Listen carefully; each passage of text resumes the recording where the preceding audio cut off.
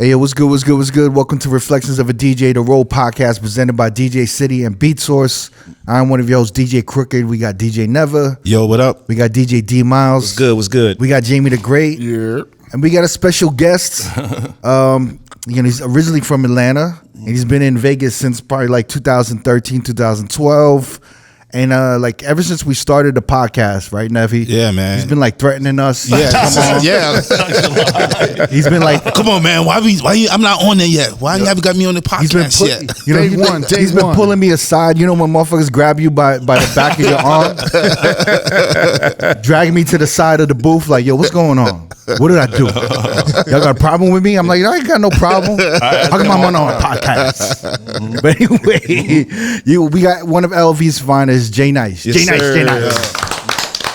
What's good, sir? How you doing, brother? You look happy today.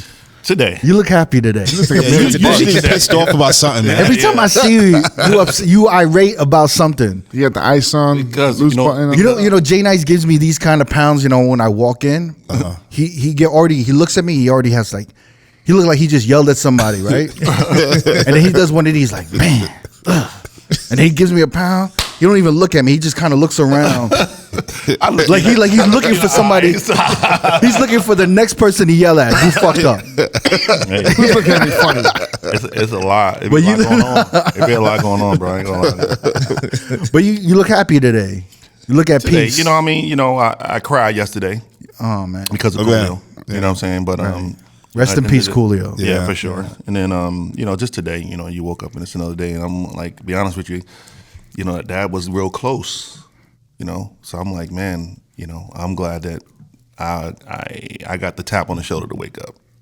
So you know, I can't sit and cry about it. You know, I did that most of the day yesterday. How did you connect with Coolio?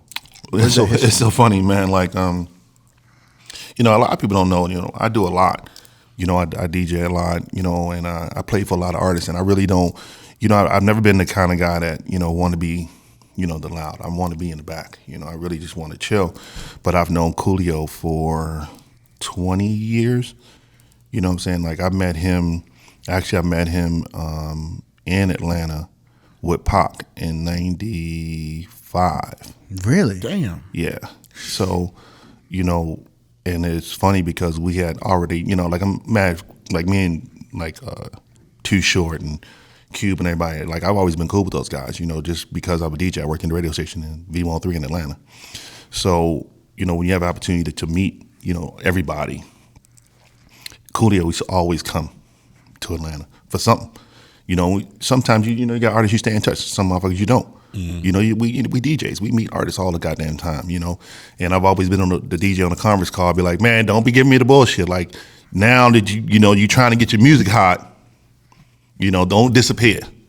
We trying to call you because we want to do a show with you. Or we want, we want to drop, or we want you to do some music with us. Don't disappear. And Coolio had always been that same guy. I would see him out, no matter where we was at. Or I would hit him. His number changed 10 times, but every time he changed his number, he always sent me a text, hey, Jay, here's my new number. You know what I'm saying? So we always stayed in touch. And then he asked me to go on the road with him a bunch of times. So, I went and did a few shows here and there. Then he started doing stuff. I feel like he used to be in Vegas a lot. Yeah. I used to see him. He lives here. I was about to say, he lived out here. He lives here. He lived out here, right? Yeah. Mm-hmm. So, he did a bunch of, we did a bunch of stuff here in Vegas, and so then we had a few shows to go over to Europe and stuff like that. And then, we talked again, about going to Medellin, and he was like, yo, Jay, I told him, I said, yo, it's Gangsta's Paradise. Every time I call and I speak to the promoter over there, you can hear your fucking song playing in the background. And he was like, because I was going over there to DJ myself. I was like, fuck it, because I had the plug. And so then I called him. So you went with Coolio to Colombia? Yeah. Medellin? Yeah. Shit. So I had called him. I was like, yo, every time I talk to this So promoter. you just saw him? You were just with him? Yeah, we were just together. Yeah. Like, well, where we at? We right now, we in October. About to be, yeah. So we together from the last weekend of July to the middle of, the first week of August. We were I was with him for a whole week. Wow. And then I had called him. I was like, yo, come on, let's go to Colombia to go do the show. He was like, how much money is it? So I was like, yo, it's okay money, but, let's go have some fun. He was like, fuck it, let's go. And that's how we went to Colombia, just like that. Wow, I called him for a week like that. Yeah, huh? we was out there for fucking. I was like, how long you want to stay? He was like, oh, it's bitches, nigga. We gonna stay for a minute. I'm like, all right, cool, let's go. So we wound up being out there for a minute, and I just talked to him like last week because he needed some help on he had a European, another part of his European leg that he was supposed to be doing. Mm-hmm. He's like, Jay, I want you to go and help Jerez with it, and I was like, all right, cool. And this was fucking the day is Thursday? This was Thursday, last Thursday. Oh, wow. And I texted him the other day, and just the other day we was on the phone just talking about, buying some property because I'm going out there for my birthday. And he was like, yo, I want to go. So this is really sudden. It was just out of nowhere. It's out of nowhere, bro. That's crazy. Yeah. Rest in peace, Coolio, man. Yeah, man. I mean, that shook me up, bro. When I saw that, and when we was on the phone, and Neville was like, "Yo, we lost a legend." Yeah. I was like, "What the fuck, man?" Because I grew up like I think Gangsta's Paradise came out when I was like 12, 13 years old. Mm. He was from Compton too, right? I don't know. Yeah. He was? Yes. From LA, yeah. Mm-hmm. You've been out here for a minute in Las Vegas, and it's funny. You said you like to be in the back. You like to work with artists. You like to be in the back. To me, you're very in front. You know what I'm saying? Right. Like your DJ style is you're very like fearless. You're very out to you have a great mic game. Yeah. You're on the mic. You've got the way you navigate through hip hop and R&B is great. It's like you're just like it's very high energy. I remember at times that sometimes we would spin together at Light, and you would open up, and you'd be going aggressive. And it's bad. Huh? And it's bad. Let me tell you, I It's got in so much trouble. Really? Yeah. I got in a lot of trouble, bro. Like, everybody don't understand. Like, it's Wait, but how'd you get in trouble for that? before, I used to play because it was never E-Rock,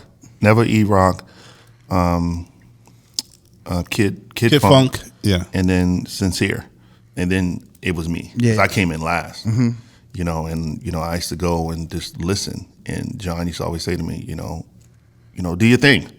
I know what you can do. Do your thing. But then I'll play before like E-Rock, and then he would get mad and tell John that Jig's going in, he's doing this, he's doing that. So I got in trouble. So John wouldn't book me. So then out of nowhere one day he just came and sat to me. He's just like, yo, listen, we can't have the room just like on some bullshit until the headliner comes on at 12:30. So I just need you to go in and do what you got to do. So he gave me the green light. Once he told me I could shoot, like nigga, I'm like, so I just started doing what I got to do. I'm very respectful. Yeah. I try to do my best. Not to step on anybody's toes.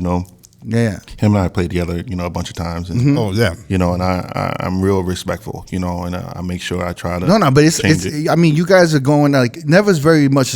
Never. You guys are both great DJs. Never's an amazing DJ. He would get on the mic. He would open up, but it could be intimidating for a headliner who maybe isn't on the mic. Yeah. So like when if you guys would open for me, if we'd spin together and I had to like follow you guys, I'd have to match that energy. You know what I'm saying? So for me, it's just kind of like, oh man, now I gotta like really like Gotta work. I gotta go to work. You know what I'm saying? Like, Gotta work. because these motherfuckers ain't fucking around. Yeah. And I used to, it used to feel kind of like, I used to be like, oh man, like these motherfuckers trying to test me, man. Yeah. You know what I'm saying? So I'm like, all right, man. So inside, I mean, I love you guys, right? But inside, I'm like, yo, fuck these dudes, man. Like in my head, I'm like, I see what you're doing. You're trying to embarrass me, and I'm like, that's not gonna happen. Right. And I love y'all, but like, fuck y'all for doing all of this extra shit, right? But Never's Never's on the mic like, ladies. You know what's funny? It's funny because you said John Petty used to give you shit, but it was Colin who used to tell me, yo, Never, just get on the mic, man. I know you open it, whatever, but yo, get this shit started, man. Just get on the mic, do your thing. I get it, but at the same time, I feel like I'm showing y'all from the outside perspective, right? Yeah. Because you guys are seeing it from one perspective. Nah, I feel you. You know what I'm saying? So when I would come in, Never's, ladies, what's up? Like, yo, let me hear you go, ow. And I'm like, all right, yo, like, I got to come on. And then I follow up. We just warming up. Yeah, we just warming up. No. And then he would get, and then we would switch over, and then he'd give me this look like, what you gonna do now? What you gonna do? Now you go. I just shut. So then I would have to come on and be like, all right, man, now I gotta really get on. You gotta work. Yeah. Jay used to do the same thing to me though. Yeah. When I come in, he be on the mic mic. He was killing it. I'm just like, oh man, I can't follow this motherfucker, man. Jay is like he's more aggressive. Yeah, exactly. Yeah. And then so when he was doing that, I'm like, and the thing is, it is like you guys are doing your jobs. You're not playing like the quote unquote hits. You know what I'm saying? Like the new hits or whatever. But it's just like if you have another DJ who's not on the mic, it's completely different style. Yeah, it's a problem. There's a shift in energy that I used to think in my head, like, y'all should get off the mic at least 20 minutes or 15 minutes before the headliner gets on. That's what John told me. Because it's like, it's too much of an abrupt energy change. And that to me is a little, it's kind of like, what's up? And he'd be like, yo, you ready? All right, peace. Like, I'm out. And then it's like, the other DJ's like, you know, like, all right, here's my intro. Yeah. Now I have to like do some outlandish, I gotta like stand on the DJ booth and jump in the crowd or some shit, you know? But, you know, I had to learn, you know what I'm saying? Because, you know, even me coming from Atlanta, it's apples and oranges. Like, Vegas was absolutely nothing. Of course. I had to learn. Like, I didn't know anything about, I mean, I grew up on EDM, on house music. So, you know, for me, learning how to DJ, you know, house music was cool. So I knew I can do a 6-hour set no matter what. I could do it with my eyes closed because I got so much music. But, you know, when I came to Vegas, I was just like, nigga, what you gonna do? You know what I'm saying? Because a lot of stuff I just didn't know.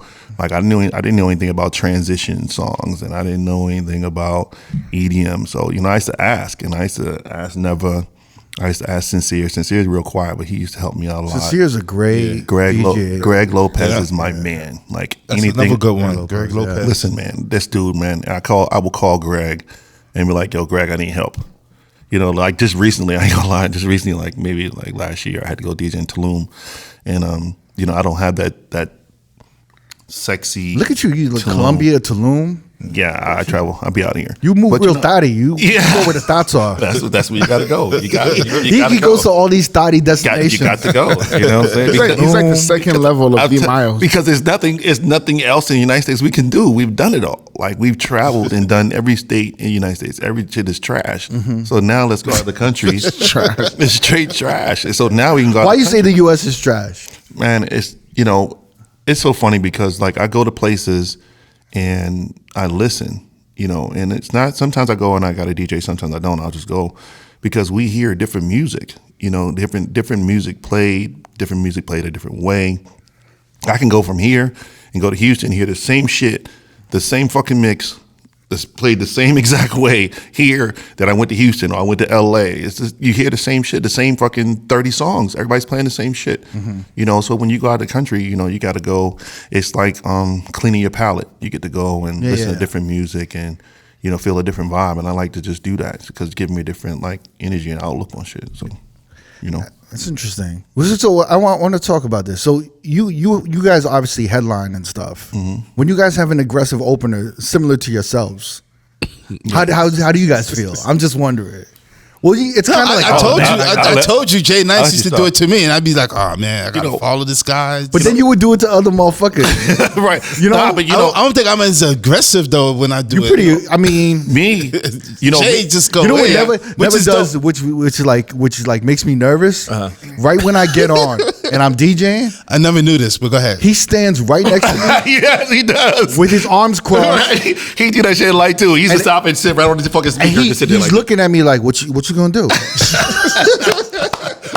And I'm over here like, yo, da da da da da, and then he's just looking at me like, what you? So I'm like, I feel like it fucks up the optics because you're looking to for a nightclub because the nightclub is seeing me and I'm amped up and yelling, and then there's this stern black dude behind me with his arms crossed like, eh.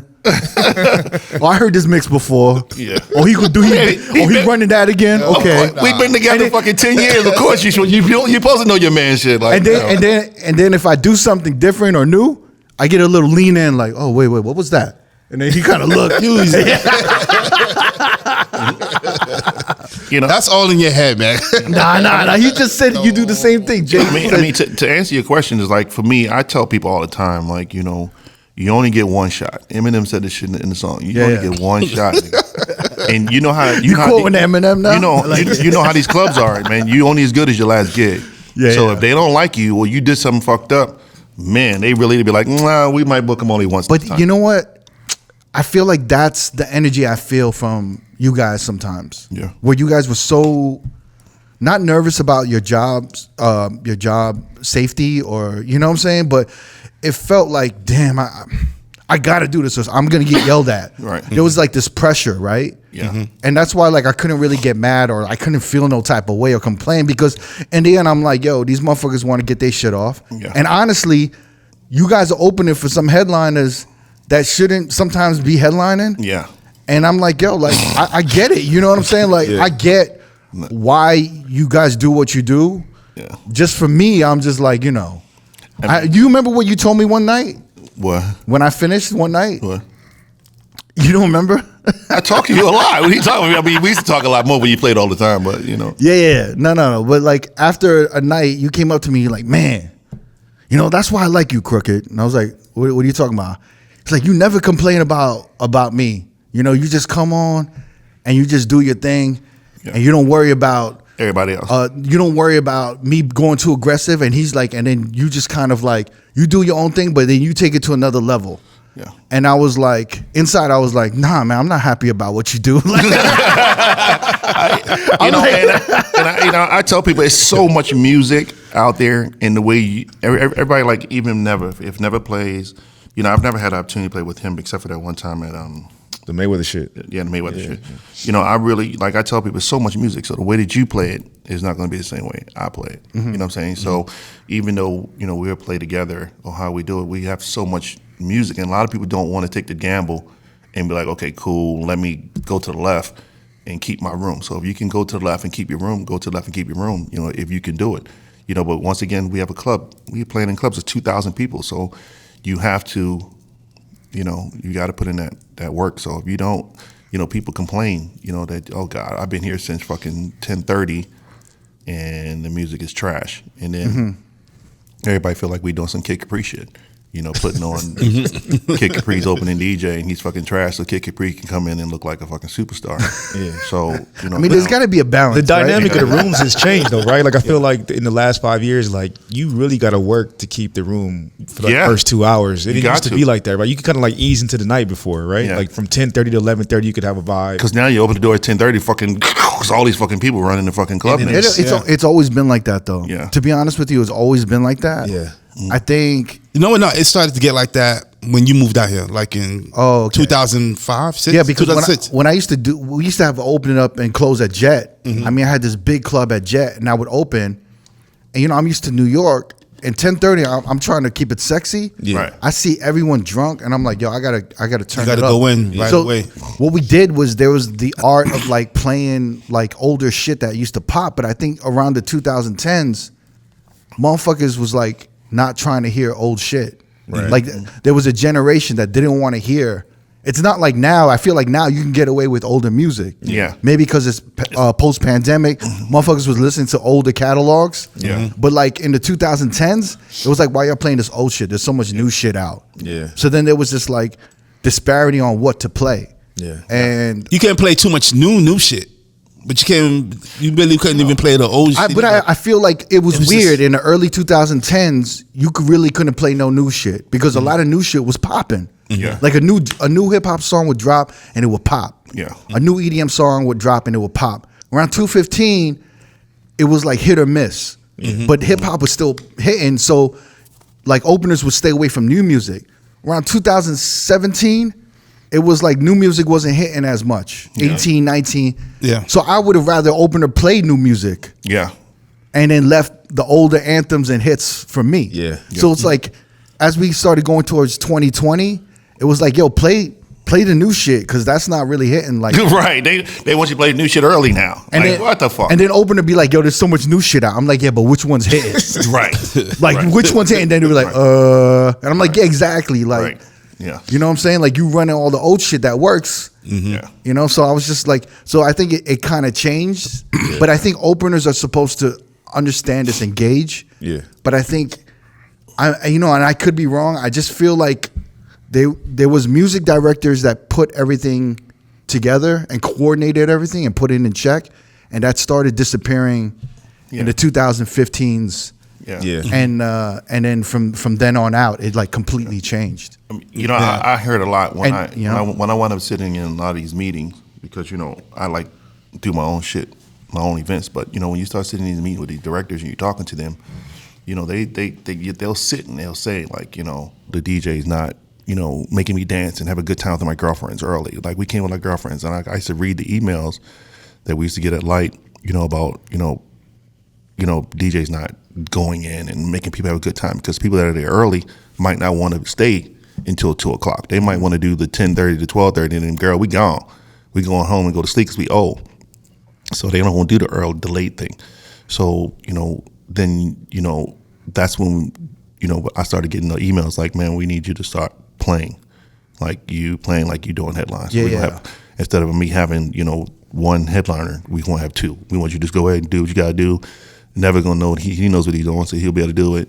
E-Rock knows what he's doing. He'll be able to do it.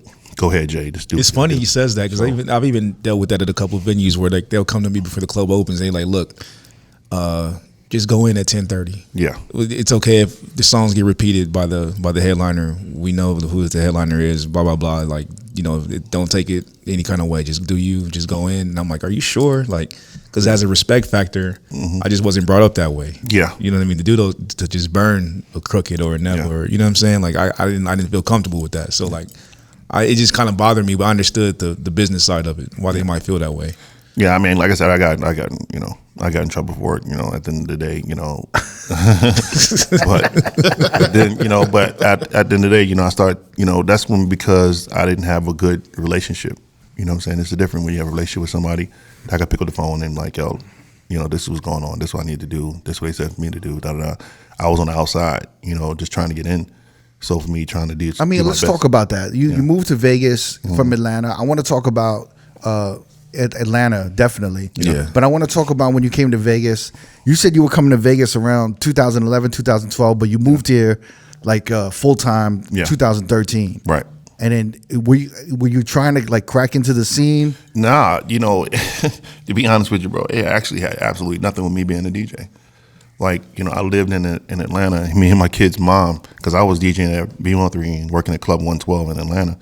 And 112 had closed. I was DJing for Lil Wayne. Wayne went to jail. Wait, when was this? You were working at 112? What years? I worked at 112 from 96 till when they closed.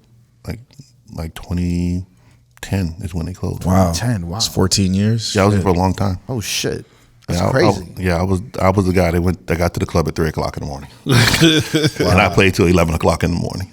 So like you were in Atlanta during the heyday. On one of the like would you say the golden? Yes. Freaknik. I remember my first time experience in Atlanta was 2004, maybe 2002 or 3, and I remember Get Low just came out. Oh shit! Yep. And I actually went to 112 because my older sister at the time had just graduated college, and she was in Atlanta partying, and I flew out there. It was the first time, and we ended up at 112. And I remember Get Low. I was like, "What is this?" Like, it was insane, bro. I had never seen nothing like it. I used to play at a club. You know, we used to get out that club at 3. I had to be at 112 at 3:30, and we'd be at 112 at 3:30 till like 11 o'clock in the morning. Really? I was there 112 was after hours. Yes. Oh, they was open regular hours, but nobody would get there. I mean, it was open and only on holiday weekends. Holiday weekends, of course, it'd be slammed because anybody trying to stand in that long ass line. But you know, I would get there at 3 o'clock, and I'm telling you, the line is fucking like crazy. And what were you playing? Like hip hop or house? All hip hop and reggae all night. And reggae. There was no reggaeton. There was no R&B. It was only hip hop and R&B and reggae. That's it. That's all I did. There was no dancing music. No, we ain't know nothing about that shit. I used to hear shit in the 2000s by Atlanta that no one danced. Like, no, that's not true. That's when everybody fucking when the crunk era was hitting. That's when everybody was dancing. I heard that's when like no one was dancing. Like the girls would get mad that the dudes wouldn't dance. They would just like they would just get crunk. Nah. I mean, you know, everybody. I mean, it's so funny because that's why it's so weird to me now because you know now what everybody doing. I mean, don't nobody want to dance. I mean, all the you know. All the drug dealers are being real goofy right now. They want to stand around and just, you know, post and shit. But back then, you know, everybody was dancing. You know, that's why they did lean with it, rock with it, and walk it out. Everybody was dancing. You know what's funny? Like in the 2000s in New York at like the hip hop clubs, it would be like all hip hop. There was like almost no dancing. Yeah. And then that was the beginning when I started seeing like Chateau Nightclub. At that time, I think I figured there was a ball player, and then at one table, and then there was a drug dealer on another table, Yeah. and they were having bottle wars. Yeah. And that was in like the early 2000s, 2003, and that's the first time I ever saw that. And the drug dealer embarrassed the ball player. I forgot who it was. Probably Stephon Marbury. It was him. No way. It was him. Yeah, because he was with the Knicks at the time. Yeah. It was him, and he got embarrassed. That's crazy. Yeah. This dude outbought Stephon Marbury. Marbury. Yeah.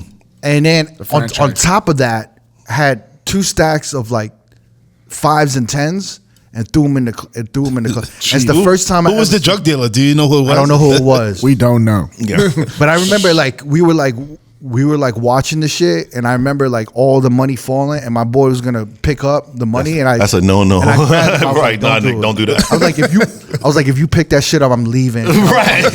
And I'm not talking to you. Like, Yeah. you know. But I was watching that shit, and it was the first time I ever saw that. I mean, I don't know if it was the beginning era of that, or if that was happening way before. The first time I seen the club was BMF.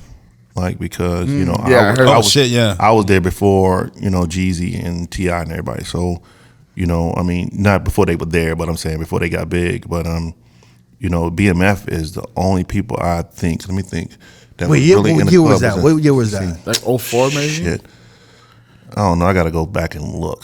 But it If was it's like, before you know, we did, Jeezy, it's we, before, I mean, I'm talking about these guys will come in the club with, like, now you see everybody walking in with a bag of money and all that stuff. Now you see it's Right. nothing.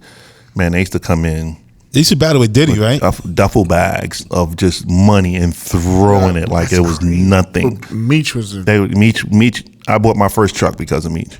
Really? Like, that's some. Oh yeah. Like Wow, man. he used to come and give so much money. And like I did like a few mixtapes with some artists. You know, the bad part about it, and I tell everybody's like, you know, Drama did Gangsta Grills and he was doing really good. But you know, the one that helped Drama was when he did the T.I. and they pressed up 250,000 CDs and we had to go to do Miami for Memorial Day weekend.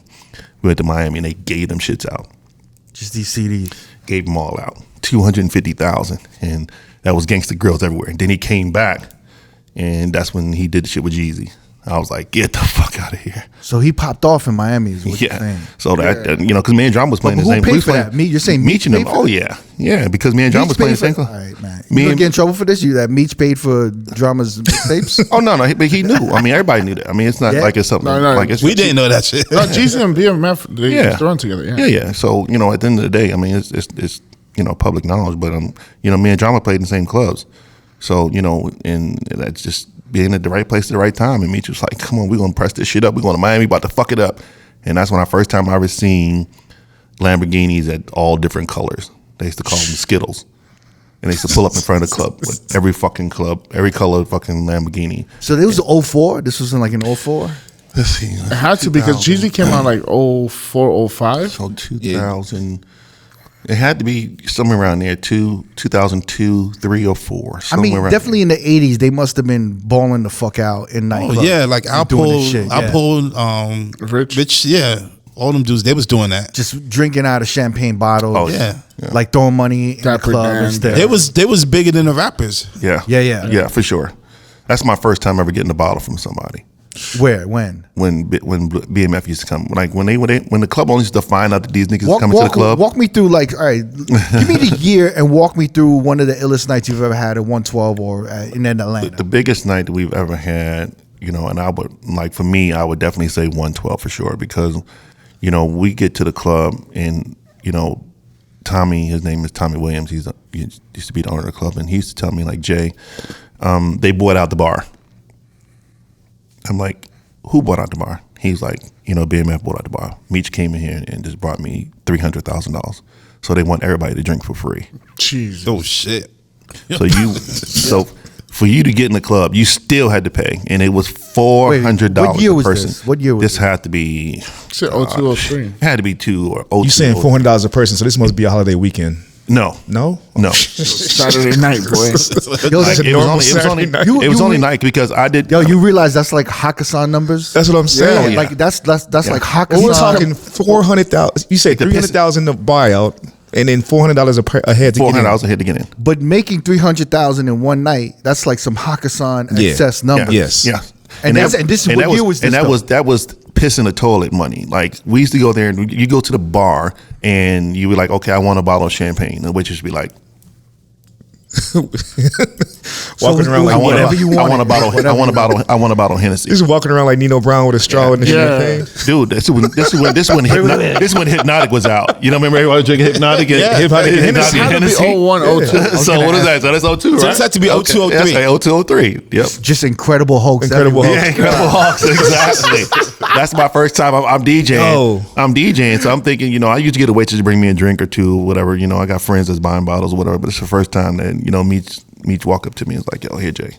And here's a bottle. It's a bottle of champagne. It's Perrier Jouet Rosé, the fucking pink bottle. I didn't even know what the fuck that shit was. And ever since then, that was like, after that was like the major shit that everybody was drinking. We went to Miami and R. Kelly was in front of me like this. Wait, like what? R. Kelly was in front of me like this, playing on the piano, and I'm in the club, you know, DJing, and he's playing the fucking piano, and they fucking bought every bottle of Perrier Jouet the state of Florida had, and they did this party. What's the club on the far end of Collins, and it's indoor outdoor. What was the name of that club? Oh my God! You remember What that year club? was this? No. This was like the same time, like 02. You know, so what's a the little club before my It's college on. It's like on Second and Collins. It's all the way at the end of fucking Where Story is right now? No, Past Story. Past Story? It's like you go in and it's indoor and outdoor. Like Was it space? No, it's not space. Nah, space is still open. But anyway, that's what, you know. That's the Wait, type and of R. shit. Kelly just was playing the. They paid for R. Kelly. Like, you know, I've Yeah, done some of the craziest parties. You're moving through this really fast. Okay? Hold on. I know. R. Kelly. He just slid R. Kelly in there really crazy. I've done some of the craziest shit that you ever. He just said, "I'm DJing. R. Kelly's playing the piano in front of me." Yeah. Explain the shit. Like I don't understand. Yeah. How did we get here? So I just, you know, BMF. So they had it's an indoor outdoor club in Miami. It'll come to me out of nowhere, but it'll come back to me. But they paid for R. Kelly to come. So it was me, DJ Clue, SNS, and Kid Capri. So we was all playing the So same. Meech booked you. was it Meech Mint? booked you? Yeah. So he's they like, booked- "Come to Miami. We going to Miami." Come to Miami. We doing because they had all New York. So Mike Gardner, you know Mike Gardner. So Mike Gardner brought in SNS, Clue, and Kid Capri. So I have a question. Yeah. All right. Like someone like Meech, right? Mm-hmm. Someone like him, a street pharmacist, right? Comes up to you, says, "Yo, we going to Miami next week." How do you what itinerary? How do you get a flight? How do you know your hotel? How do you do all? How do you ask him all of this shit? Well, you know what I'm saying. I mean, I knew her name was Hannah. Hannah was his girl. So Hannah handled like everything for everybody. Like anybody that was traveling. that was you his know, administrative assistant. Yeah, so she handled everything. So Okay. you know, she would call and be like, "Okay, fine. You know, everybody. You know, they shipping the cars down. Who wants to drive? Who wants to fly? Because everybody wants to take their own car. Okay, Wait, how- the wait. shipping cars. They were shipping cars. This Yeah, was before Floyd. Memorial Day weekend. Are you making this up? Floyd. No, bro, I'm dead ass. This is before Floyd was shipping cars. Did you watch the BMF show? I did, yeah. Did they even show any of this They shit? haven't even got there They're yet. still in the 80s. Oh, okay. Yeah. So, yo, Hannah. Well, obviously we ain't gonna make it to this era, Right. Because 50 lost the deal, right? Or he's not fucking with. No, Stars it's no still more. it's still coming gonna out this do year. it? They're doing a new season. God, all right. So, you know, they so shipping they cars. shipping cars, and they so like, how "Do did you you wanna want fly?" to travel? I wanted to fly. I'm like, that's 10 hours. I'm like, I'm not driving that 10 hours. I mean, I did it before, you know, because I thought I was cool as shit. And I'm like, oh, nigga, I'm driving my fucking brand new truck that I bought. And I was like, God damn, that shit fucking far as fuck. Yeah. Driving from fucking Atlanta all the way down to Miami. draining, That shit yeah. was fucking draining. So he was doing the party. So he's like, fuck it, you know, I'm flying. So this is the first time, actually, I'll be honest with you, this is the first time I ever played with all three of those guys. Like, I'd never played with Kid Capri before, you know, because in the clubs in Atlanta, they never booked Kid Capri. SNS. Really? Yep, they never booked Kid Capri. He would do special events, but he never did like the Right. SNS. This is the first time I ever played with SNS, and then it was me, Clue, SNS, and the Kid Capri. So of course, you know, they put them in the main room, right? Because it's the biggest club is outside. But Meech was like, "Yo, we having our party in the other room." So it was like another big ass room, but it was upstairs. You had to go upstairs, get to his room.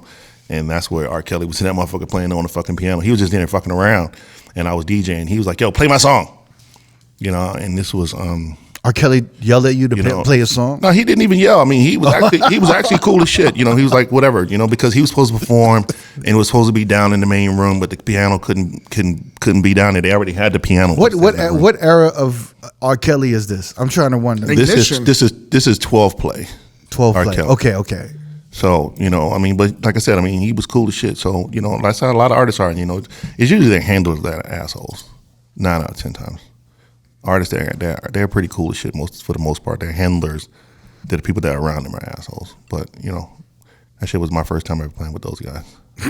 Oh my God. It was cool. Jay Nice is gonna come on the BMF fucking show. Yeah, that's what I said when I saw it. I hit Blue Da Vinci and I was like, yo, they missed out on a bunch of shit. He was like, yo, yeah, they ain't showed none of the fights and niggas and getting their ass whooped by bottles in the club. They ain't say none of that shit. So they missed all the good. They picked and choose the shit, of course. So was you like Meech's go-to DJ when he just went? Nah, actually it wasn't me. It wasn't me. It wasn't Drama. It wasn't Mars. What was the other guy named that was playing with us all the time? It wasn't. I forgot the other DJ was with it. It was a few DJs. Like he came to see me at 112 and Chaos. It was a club in Atlanta called Chaos. Mm-hmm. Those are the two clubs I played at. I mean, that he came to all the time because my Chaos was on a Monday. So, and then 112 was Saturday. So then everybody else is, it was a bunch of DJs in Atlanta, So Nabs was really big. So once in a while you get the call to just go on the road. So he'll be like, yo, we doing a party here. And, we'll go.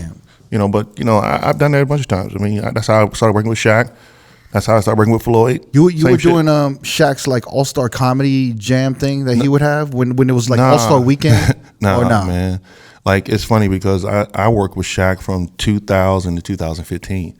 So what happened was, you for 15 years you were working with Shaq? Yeah. Just DJing with him? No, I was for him? I was the president of his entertainment company. But you did the comedy special before, right? Because I've seen. Special, I was like looking at the comedy special, and I'm like, oh, I did shit, that's Jay Nice. Actually, I did two of them.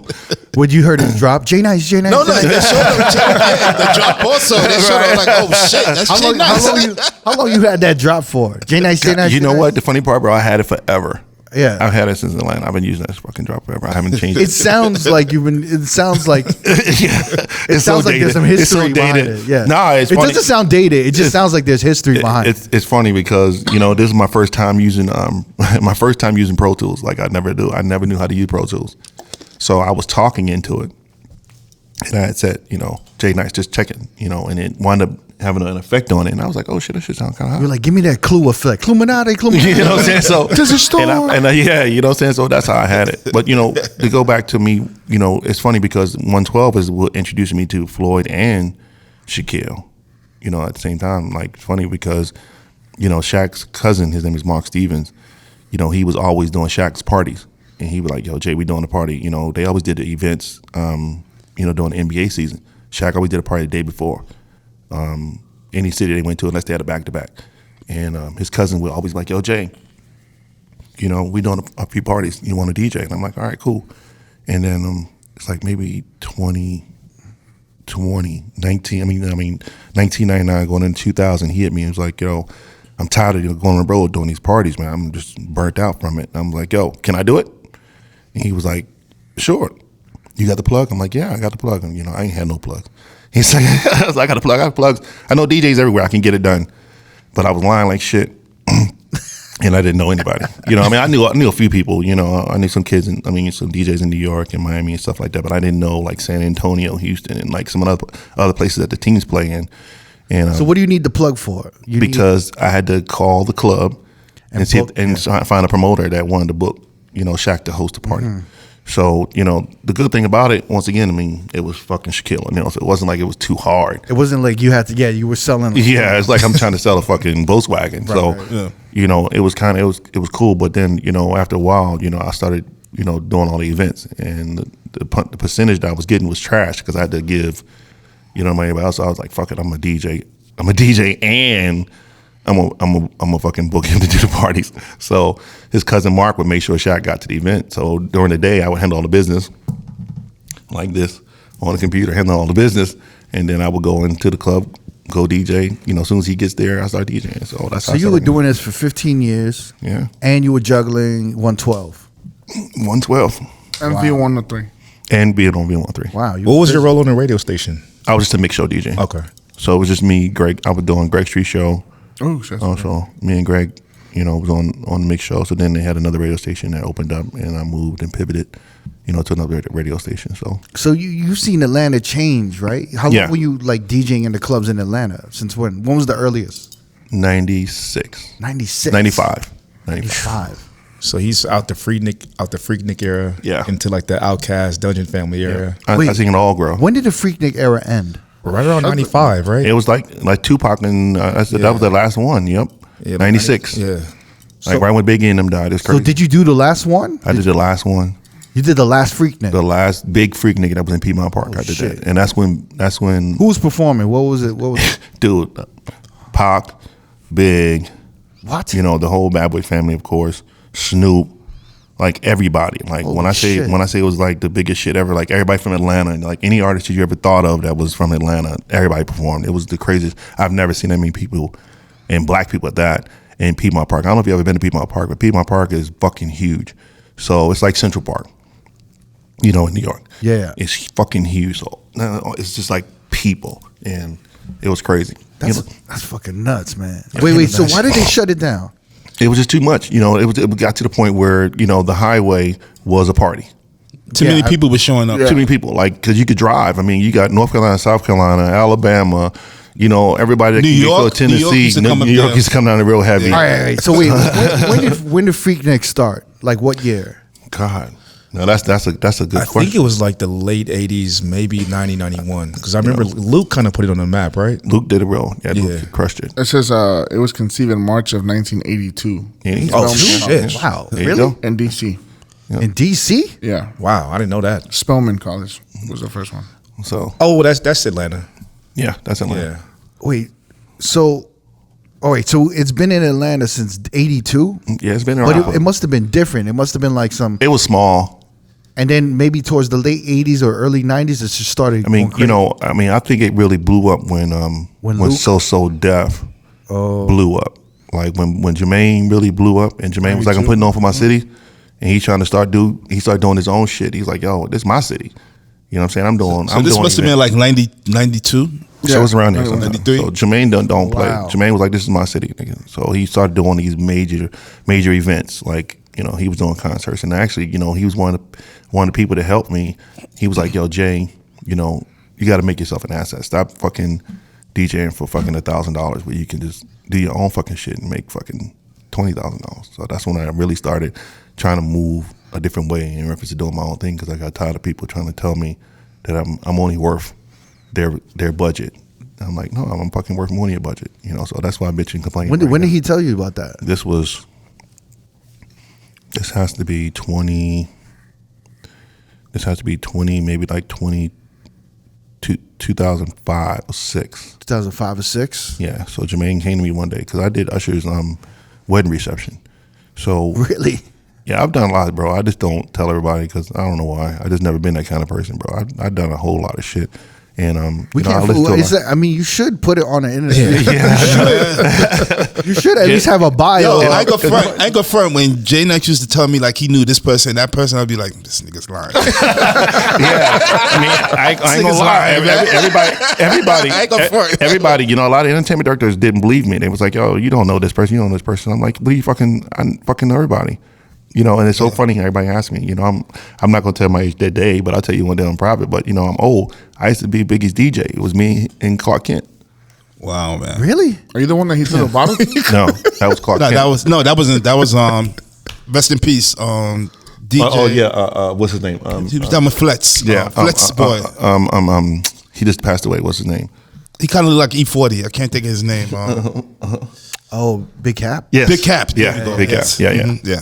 That was the one So- that Biggie threw the bottle at. Yeah. So you know, I Wait, was. how did you hook up with Biggie? It was crazy, bro. Why do you're like throwing all this shit out there, like, you know? Because I thought you knew. I mean, Like, no, I can show you. no. Like I can show you pictures. You just say you don't tell nobody. The only thing I know is got a picture of my phone. The only thing I know is I walk in and this dude's going ham in the club, and I'm like, man, I gotta follow this shit. Yeah. you know, it's funny because you know, me and Diddy went to Morgan. I mean, Diddy went to Howard. Yeah. And I went to Morgan State University in Baltimore. So, okay. So that's how Diddy and I, you know, we wound up throwing parties because I was throwing parties at my school at Morgan. He was doing parties at Howard. Yeah. But you know, he was fucking Mary J. Blige, Diddy, and I'm just Jay Nice, the fucking college DJ. So, but you know, I knew all the fraternities and all the sororities and everybody. So we wind up, you know, all the, you know, college, you know, all the sororities. So I was doing all the parties for all the sororities. So that's how. Shit. So every time he came, every time the Howard played Morgan for homecoming, we did a party. What did he just show you? A picture? Yeah. That's insane. That might be the cover. What is the picture? Yo, this shit is ill, bro. What is the picture? Yeah, What is the picture? It's just it's a group shot. It's a group shot. Yeah, No, just yeah, that's crazy. It looked like a damn album cover. Yeah, so a lot of people, you know, so that's how I got plugged. And then Hawk Burns, which was Biggie's road manager, was cool with this guy named Jarrell Allen in Atlanta. And I wanted to be in close to them. And they was like, yo, Biggie about to go back on the road and he needed a DJ. I think this was right when Big Cap had got fired. I think he even got fired, and then they brought in Clark Kent. And then, so he brought in Clark Kent. So Diddy was like, yo, I need a party DJ. Because Clark Kent was a DJ, but he wasn't a party DJ. And Diddy was like, yeah, let's do these. He might parties. take offense to that. Yeah, I mean, you know, I mean, he might be now. I mean, he might be, you know, more now. But I'm saying, like, when Hawk gave me a chance, he was like, yo, I don't want you to do all the parties. So I was like, yo, fuck it, let's go do all the parties. So I'm like, yo, fuck it. Then I think I had like 2 or 3 dates I had to be, you know, on stage. So this is like the first Ready to Die time. Damn. And then did it stop after that, or did it continue with? No. Was it about to continue? Like, when did you guys? When he you know, when he passed away, you know, I was in Atlanta. I was supposed to be in LA. So you were running with Bad Boy and the whole time. Yeah, this is when Diddy was trying to do Bad Boy South. Because remember, he had 8-Ball, MJG. He was setting up Bad Boy South. So that's what Jeezy came out, because Jeezy got signed. Under Bad Boy Boys South. in the Hood. Young Jock, Young Jock, and everybody got signed. So, you know, he was setting that up, and then you know, I was in Atlanta at the time because they were like, "Yo, we're going out to LA for the award show." And he was like, "You want to go?" I'm like, "Nah, I don't want to go." I was like, "Nah, I'm gonna stay here." Because I mean, if I'm not making no money, fuck, I'm gonna go for it. You know, I don't want to go. So you didn't want to go because there was no money in it. There was no money involved. I was like, I don't want to go. Did you feel any tension? No, I mean, you know, with that West Coast, East Coast. I mean, that shit was big back then. But you know, we were in Atlanta. Atlanta didn't give a fuck about none of that shit because it had nothing to do with the East. Like, Atlanta had nothing to do with the East or the West. It was Dirty South. At the time, Atlanta wasn't really popping. You just had Outkast. Yeah, right. So it was all Dirty South shit. So we didn't give a fuck. You know. So for you, what were you guys? Were you guys leaning towards West, East Coast, or you guys weren't on any? Nah, I mean, to be honest with you, it was real. Was it funny? It was real neutral because was it serious to y'all, or was it funny to y'all? Or what was it like? It was. It wasn't, because you know, a lot of people from New York, of course, live in Atlanta, and a lot of people from LA lived in Atlanta. So, but at the end of the day, it was the Dirty South, and that's all everybody cared about. The music that was played was, you know, we playing all our shit down here, and then, you know, we'll play some New York shit, we'll play West Coast shit, like just minimal. It wasn't even a lot of West Coast shit that we wanted to listen to in Atlanta. We had too much music, and R&B was popping. You know what I'm saying? So everybody it was R&B that was down there. So, you know, we didn't get involved in it. So that's why it didn't even affect everybody. Interesting. Yeah. So everything kind of ended when Biggie passed. No, yeah, Biggie passed. When Biggie passed, it was kind of, you know, a little rough for a minute, and then So you were the go-to party DJ for all, like, what, the Biggie, Junior Mafia, all this shit? Because it was DJ 4-5. He was DJing for Junior Mafia. You know DJ 4-5, right? Yeah. He was DJing for Junior Mafia. So me and him, you know, would, you know, do the parties and stuff like that together. So he would be on stage, or if he had something else to do, then, you know, I would fill in for him. Like, I think I filled in like a few days for him, because all of us were on tour. It was a whole Bad Boy tour. So did you know Cypher Sounds around that time? Yep. Oh shit. Yep. Okay. Because he was Lil Kim's DJ. Yep. So, you know, that was the whole Bad Boy tour, and then when that stopped, you know, then I was in Atlanta. I was like, yo, fuck it, I'm, you know, just going to stay here and do what I got to do. And then that's why I wound up meeting Teddy Riley. Teddy introduced me to fucking Q Sweat, and I wound up DJing for Queen Pen. Jesus Really? Christ. Wait, she's from Atlanta, right? Or am I No, she's from mistaken? New York. That's right. Okay. So I wanted to DJ for Queen Pen because Who was she signed to? I'm sorry to cut you off. She was signed to Universal because she had to deal with what was Teddy's label at the time? Man, what is it called? What the fuck was Teddy's label called? I forgot what it's called. Something Never's like getting rusty. He remember. I know, all he's- this I know. shit. because that's when Rum Shaker. Man with the piano, some shit. Yeah, something like that. Because Rum Shaker was out. But that was on MCA. That was on MCA. Yeah. Okay, so that was I ain't you know, that. See, I still got. so that's because he had a nightclub. Because Keith Sweat had a nightclub. It's called Industry in Atlanta. So I was DJing and Teddy Riley was in there because he was recording with Man behind the piano. Man behind the piano. And That bothered Never. He was. You still got it. You still got it. So he was in town, recording with Keith Sweat because Keith is from Atlanta. So Yeah. Well, he moved to Atlanta. yeah. So he fucking and Queen Pen was recording. Yo, now he's crazy. I'm not laughing because of what you're saying. I'm loving it. Never. I'm just like I don't know how we go from from like Jeezy to like Biggie to like To R. Kelly. R. Kelly to Yeah. Big Meech BMF to Diddy, Right. Junior Mafia. And it's crazy because everybody's sitting and they ask me, how do I know everyone? And you can ask everyone. Like I've always been the kind of person like I meet. You've been people. around. I've been around for a You've been long around. time. I'm an OG in this business. Everybody don't understand. I just be quiet. And we're still stuck in the 90s. We haven't even hit the 2000s. right. Right. You know what I'm saying? So I DJ for a lot of artists, bro. Like Ashanti. I got that shit on some You bullshit. need to write a book or Wayne. something. Yeah. Yeah, DJ for Wayne. Like I got fired DJing for Lil Wayne. What happened with that? What time was that? This was right before he went to jail. Remember he went to 2010, no This is ceilings? 2010 when he went to jail. So I was DJing for him for like a whole year. I was pressing the wrong buttons on an instant replay machine. Oh, he used to kill DJs off. Yeah, but I mean, he had fired. I forgot the DJ. My man Maceo Price actually. I love Maceo because he hooked me up with so many fucking artists to DJ for. But I was pressing the wrong button, bro. I was like, he's always be like, yo, at the end of this set, press this button. And I'm like, okay, cool. Nigga, I got fat ass fingers, so I pressed the wrong fucking button, and I did that shit in a major show, and he got fucking pissed. And then I think my last show with Wayne was Voodoo Fest in New Orleans. I DJ Voodoo Fest, and it was like 100,000 people out there for this shit. So this is And- after the Carter 3. Yeah. Wait, And, how did he you won- link up with Lil Wayne? Just at 112? Nah, Maceo Price. Like Maceo got listen, this guy. If you ever look him, his thing's called Skyballer. Maceo Price is the engineer and sound tech for so many major artists. Like he's another person that like if people don't know, you're never gonna know. But he plugged me with so many fucking people. Like I got Ashanti because of him. I got Lil Kim because of him. I got Lil Wayne because of him. I just got off the road DJing for Yo Gotti. He did that for me. So it's like, he helped me with so many artists. Like, Jay, I just need you to go and do what you do. Like, he already knew that I was a party DJ. He's like, yo, it's easy. Just come in here, get this little check.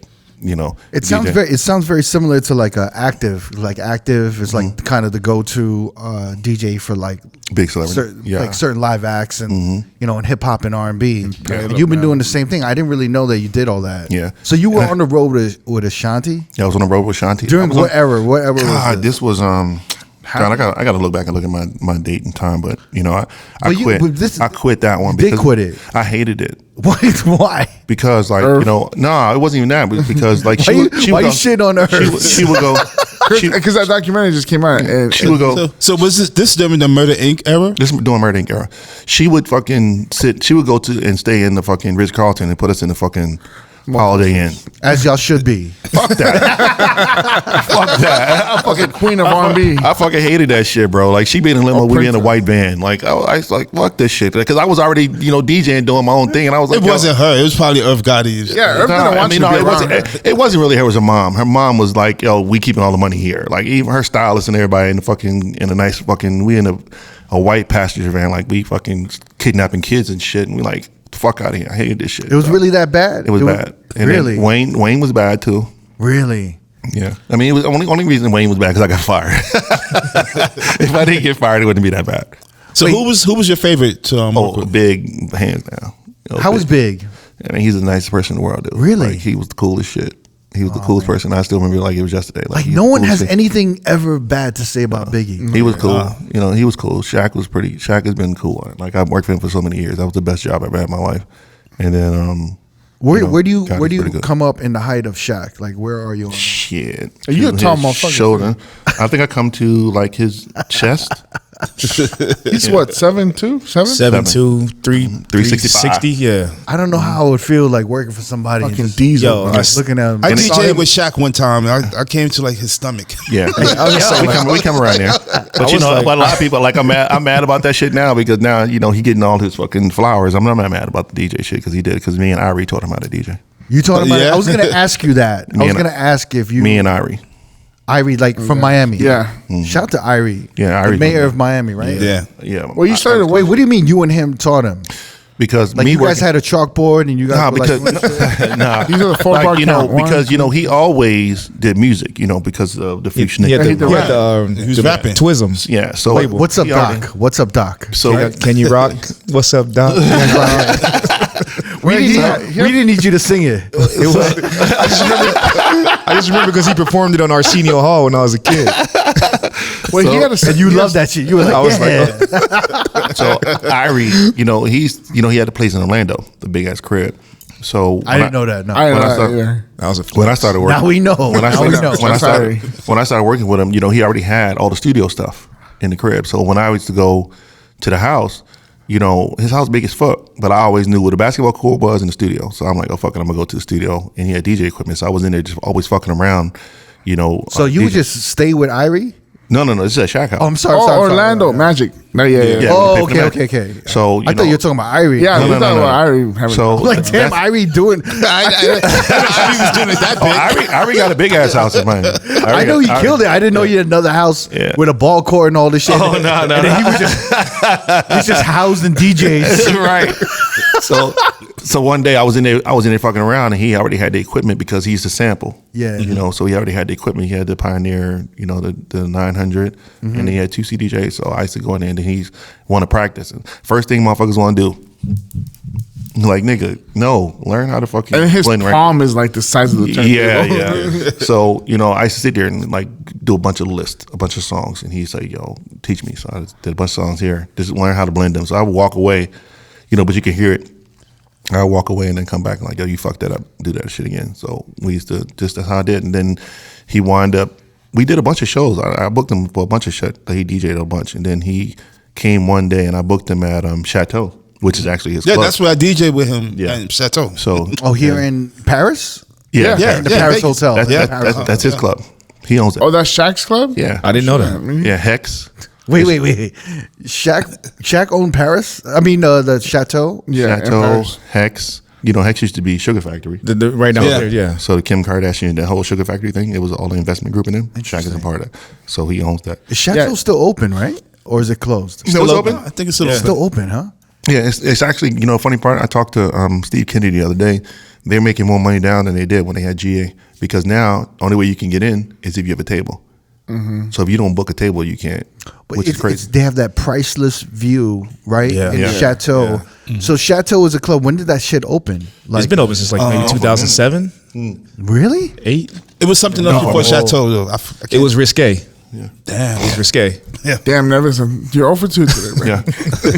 So, So it was okay. It was risque, and then it was Then Chateau. with the Chateau, moved it, yeah. But what it's known for is it's like And I'm gonna say it opened like in 2011. 2000. Yeah, I think that's right. I remember when the outdoor, the inside was popping. I remember That's they were so desperate for like people to just go. They would offer us free tables. Yeah, Yeah.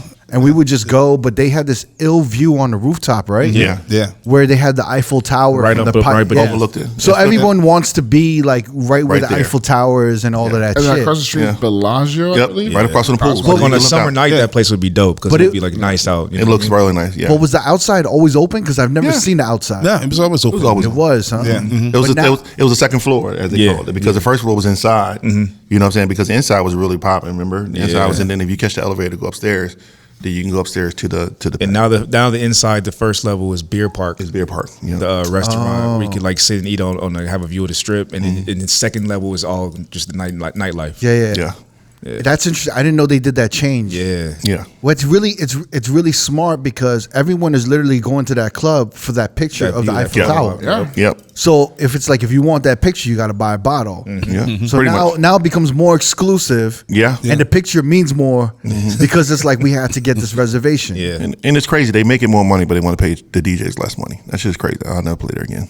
You have a big problem with some of the operations in Vegas, right? Man, it's just, Because You know, you've I just got come- decades of experience from the past. I just, you just come from a place where, when someone tell you that you can't, that I'm the person to say, okay, I'm going to do it because they said I couldn't do it. And it's always like, I always looked at the strip, and no disrespect to anybody's nationality, I always looked at the strip like, God, it's only like 5 black DJs like in Vegas that are actually on the strip that are working. Neva, Miles, myself, Q, Direct, Kid Conrad. Kid Conrad. How many is that? 6? 6. I can name some more. Dash. Okay. But I'm looking like, and Wait, we got to really think about this. Mike Attack. Mike Attack. We got to be Mike careful Attack. because we're Mike Attack. gonna forget to say somebody. Wait, I think that's the core. That's it right there, though. well, let's say wait. There's got to be definitely more, but we apologize if we're missing any. That's like a good 8, 9. Shadow Red. Shadow Red. You know, it's a good 8, 9. We said Q, right? Yeah. Yeah. That's not bad. Yeah.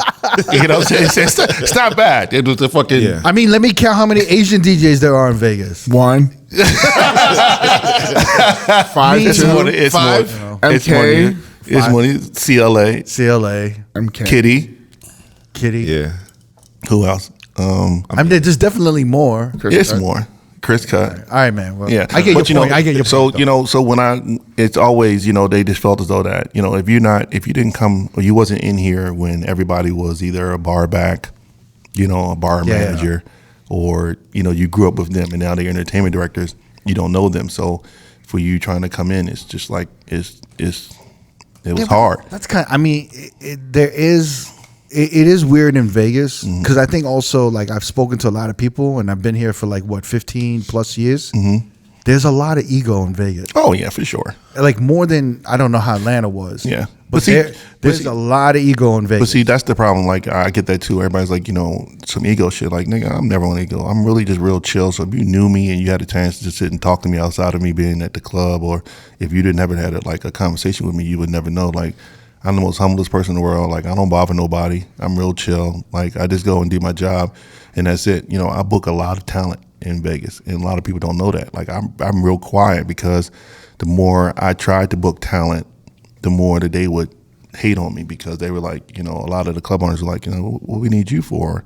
Because we have an entertainment director. That's his job. But I'm like, I'm bringing you shit that he don't know. You know what I'm saying? So then they would get mad, because then like, I'm not going to book him because if he comes in and he got the plug with everybody, then I'm going to lose my job. So, I was getting a lot of pushback from a lot of people. So a lot of artists, a lot of talent, I book and I stopped putting my name on, because I just wanted to check and said, fuck it. Like Jadakiss said, my kids can't eat them plaques. So the only thing I wanted was just to check. So I would book the artist and I would either, if they don't book me the DJ, I would sit back and chill.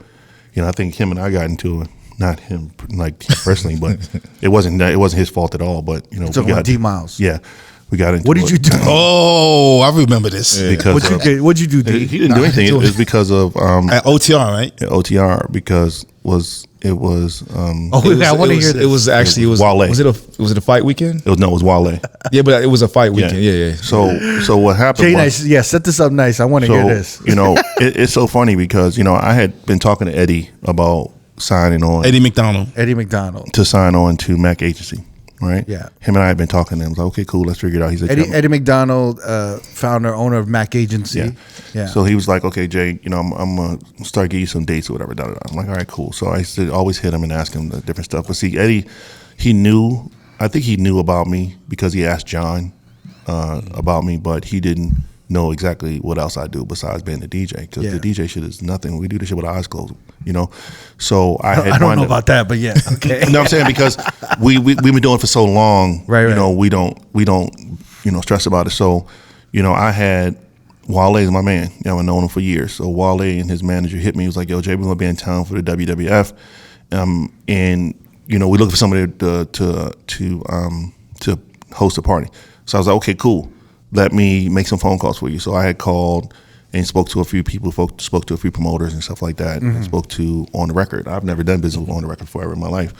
But I reached out to my boy Neil that I do my concerts with, partner. He knew the GM and everybody over at On the Record. So we wound up booking Wale for the event, but we didn't go through Mac Agency. Yeah. We went straight through MGM, GM. And that's the thing. Eddie didn't know that.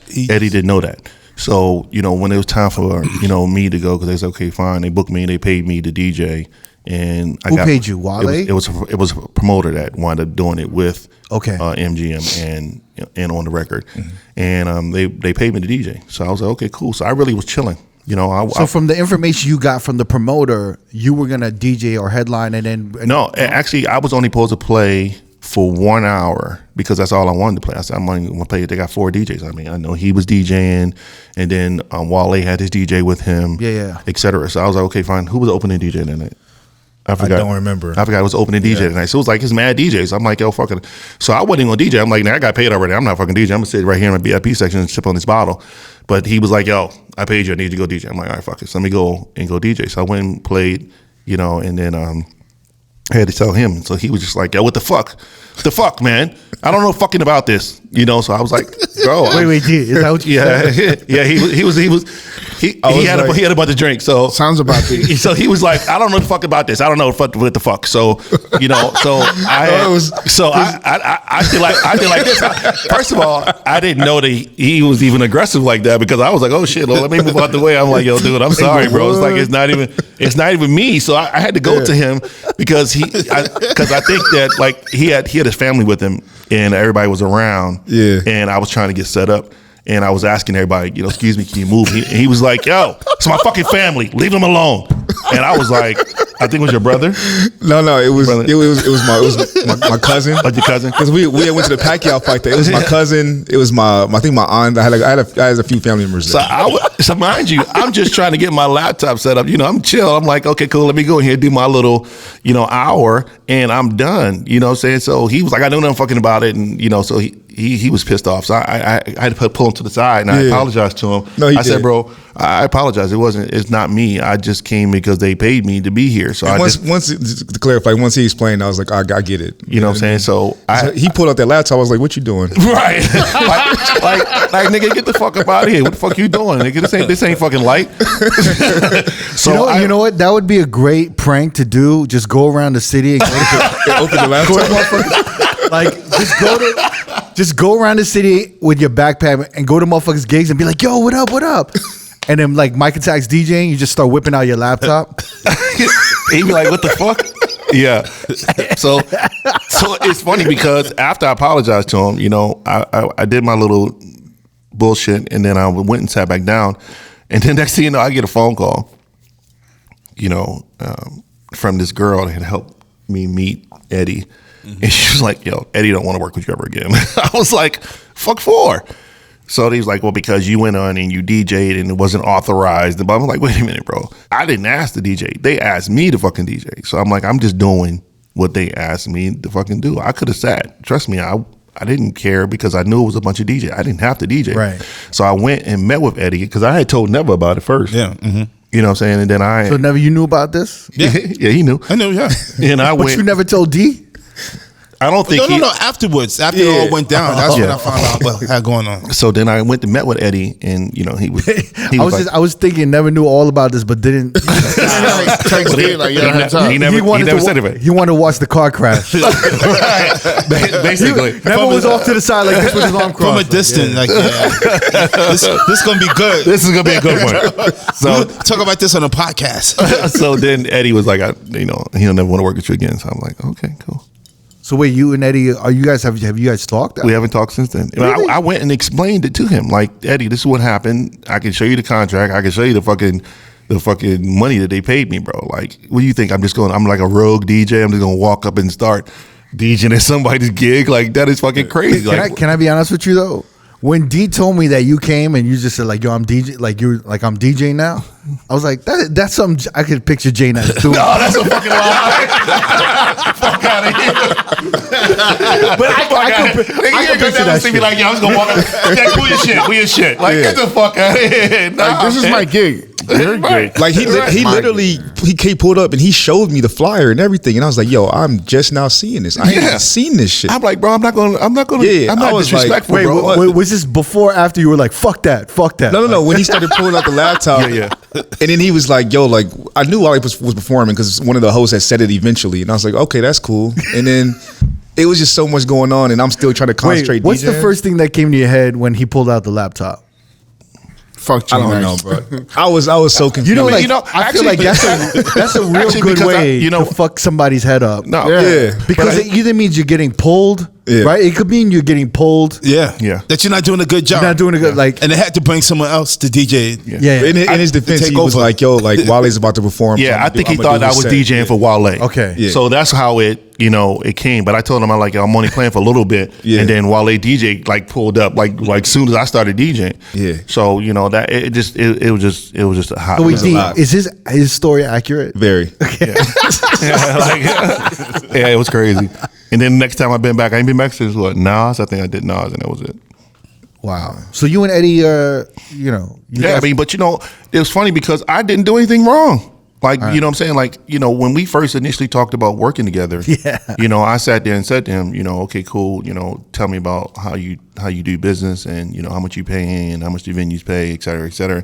He's like, okay, I'll see what I can do. So he was telling me like these conversations prior to like, okay, I can see if I can fit you in here, but I don't got nothing for you right now. I got something for you in fucking October. Eddie's good And people. This was like June. He's like, I got something for you like in October. I'm like, October? Yeah, but Eddie's good people. Yeah, Eddie McDonald's good people. I never had nothing like. Still to this day, This I have sounds no like ill feel. this is like miscommunication. It definitely was. exactly, man. Yeah. exactly. But as me being a man, I went to him, apologized and say, Right. "Hey, bro, I'm sorry, it was a miscommunication. I don't understand why the GM didn't talk to you. Right.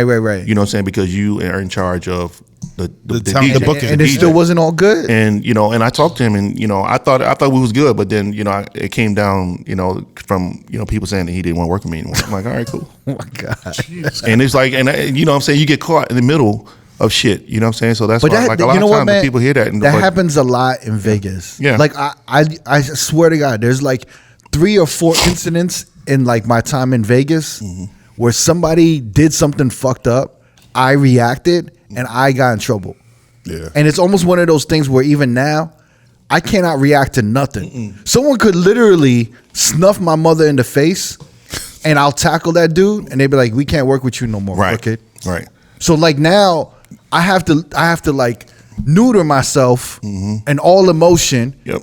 Because somebody higher up can do something fucked up to me, but if I react or if I respond in any way or if I have a reaction, Right. they're like, "Crooked, that's crazy. Why did you act like that?" I'm like, "Why did I act like that? Right. Why did this motherfucker act like that?" Right, dude. Let me tell you, I don't know how I'm still at daylight, because I got in trouble so many fucking times because of shit, because the motherfuckers be doing it and I react. But that's why I always say is like Vegas is like the ego in Vegas is crazy. it's crazy It's because crazy. it's like you have to neuter yourself.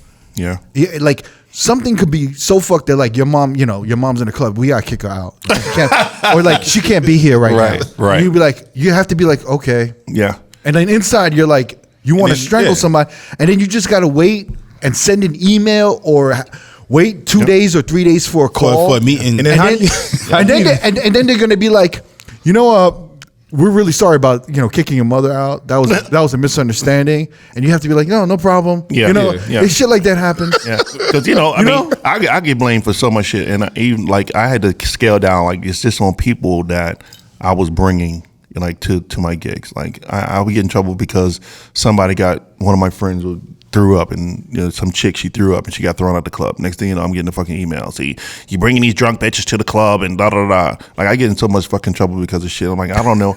Like, now I see why some DJs go to the club. Like, nigga, it's me and one person, and that's it. Oh, it's nobody. It's like no fucking body. Like, I'm not fucking taking it, because you got to be responsible for everybody that's coming that's in the booth, and I didn't know that. And of course they're gonna drop your name. Yes, Like, and I get in trouble. You get in trouble. That's the problem. Yeah. When Yes. someone gets like real comfortable with like your situation, Oh, and they God. think it's their situation, and they just start talking to everyone like, What you mean? I'm with Jay Nice. Oh my God, bro!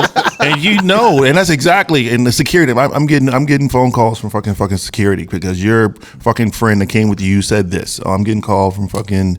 But from you know what's funny is crazy. I hate this shit. But meanwhile, there are certain DJs or acts that could do whatever they want. Oh, of course. Yeah. They could literally like. Yeah, I'm not gonna. You know I what I'm can, saying? I can go. They could push. They could push somebody from their 5th floor balcony. Yeah. And they'll still be all right. Yeah, they get booked again. Yeah. Yeah. It's straight bullshit. I get that all the fucking time. I had a question. Hate that shit. Because you came up in the era, like I guess the early 2000s. There was like a lot of beefs in Atlanta. Did you ever get caught up in any of that stuff? Nope. How'd you navigate it? Because I mind my motherfucking business. I tell people all the time, man. Like I don't. You deal with it. As much as you can, but at the end of the day, man, I have other responsibilities, so I try to only deal with what actually can affect me. I mean, if it's not one of my, say like that's my manager, so one of my homies that I'm with every day, all day, and it's a problem, then we got to deal with it. Because I was thinking about the Jeezy and the Gucci shit. That was kind of crazy. That was kind of a little sketchy because I'm close with Gucci. Actually, I'm the first DJ. I'm sounding like fucking Soulja Boy. I brought Gucci here. You are the Soulja Boy of the DJ. Yeah, pretty much. Did you know what's that dude, Loke? Or who's the one that Gucci shot? Oh, Jeezy's man. No, I didn't know his man. I didn't know him. But I like I said, like a lot of times, like I told you before, like it was kind of crazy because I would always tell the entertainment directors like I want to book such and such, and they would tell me no. So I was like, fuck it, let me find a club, and I'll just do the shit my fucking self. You mean in Vegas? In Vegas. Because in any other city, you can call a club and be like, yo, I got such and such. Hey, okay, cool. We open that day, let's make it happen. I can get it done. But here in Vegas, it's so brutal. I remember you used to tell me like these big fucking acts that you tried to get at Light, and they would be like, nah, nope, can't do it. Like before, was it was it budgeting reasons or? No, because some places it got to go up the flagpole. You know what I'm saying? Because for you to be able to do an artist at some of these casinos, you got to send it to the president or whoever the bean counter, whoever the person is that sits and looks and look at the artist and be like, feels it's going to affect their. I didn't know that. Really?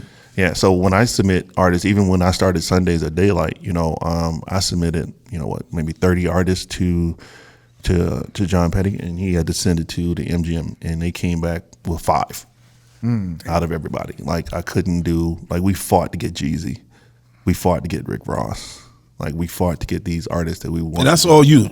Yeah, you got all them guys. Yeah, only person I didn't book was Sweetie. Well, Daylight got really fortunate because they signed Sweetie right when she was popping, right before her fucking My Type single really popped off. Yeah, so she did really good. So, but E-Rock helped with like E40 and everybody from the West Coast. But anybody who was from Atlanta, I did it. Like anybody that came like from Atlanta, and most of like John knew a bunch of people from New York. Like I think you had to plug with R.O.A.D first, right? I don't remember. I know Daylight was trying to book Afro-B, and then we were trying to bring MoMA and like have some everyday people. Because you DJ'd that the first one we had. I think so. You DJ'd, and he told me he's like because I think you or somebody you knew had to plug with Afro-B. Yeah. But you look at all the artists that we've had. I mean, we've done a lot. We worked together. It wasn't easy though because it was always an uphill battle. That was actually a great. What year was that? Like 2018. Yeah, maybe 2019. Yeah, before the pandemic. No, so it was before that then. So it had to be 17, 18. 17, 18, 19. Maybe 18, yeah. I think it was like 17, 18. Because 19 we was on a whole nother level. And at 19 we was popping. Yeah, it was crazy. It was crazy. It was crazy. Yeah. So it had to be 18. It was like 18, 19. Yeah. But it's a very interesting time for Vegas because that's the most black people I've ever seen in Vegas. Right. No, for real. It was. I'm not even lying about this. Like, if you look back to 2007, before 2010, you really didn't see a black presence in Las Vegas like that. Yeah. Rehab. Well, not on the strip. Rehab. On the strip. Oh, okay, on the strip. Okay. No, like you didn't see it. No, like not really anywhere. Yeah. You didn't really see it. Right. You know what I'm saying? Like you didn't have like parties where like there were 200 to 300 black people there. Right. You didn't see that at all. Yeah. Yeah. And it wasn't until I would say like I remember there was one day at Daylight, and I was with Neva, and I was like, "Yo, this is the most black people I've ever seen in Las Vegas." It was a lot. And it was like I was like, "This is really dope, man." You know? I had told John and Colin, I said, you know, when we first started that shit, I'm like, you know, you guys aren't gonna be nervous or back out on me for the crowd that is about to happen, and they stuck with it. You know, it was a few rough times, but they stuck with it. You know, as much as possible. I think that the hardest one that that he was more concerned with was, I think Jeezy was the one he was more concerned with anybody. But Luda was easy.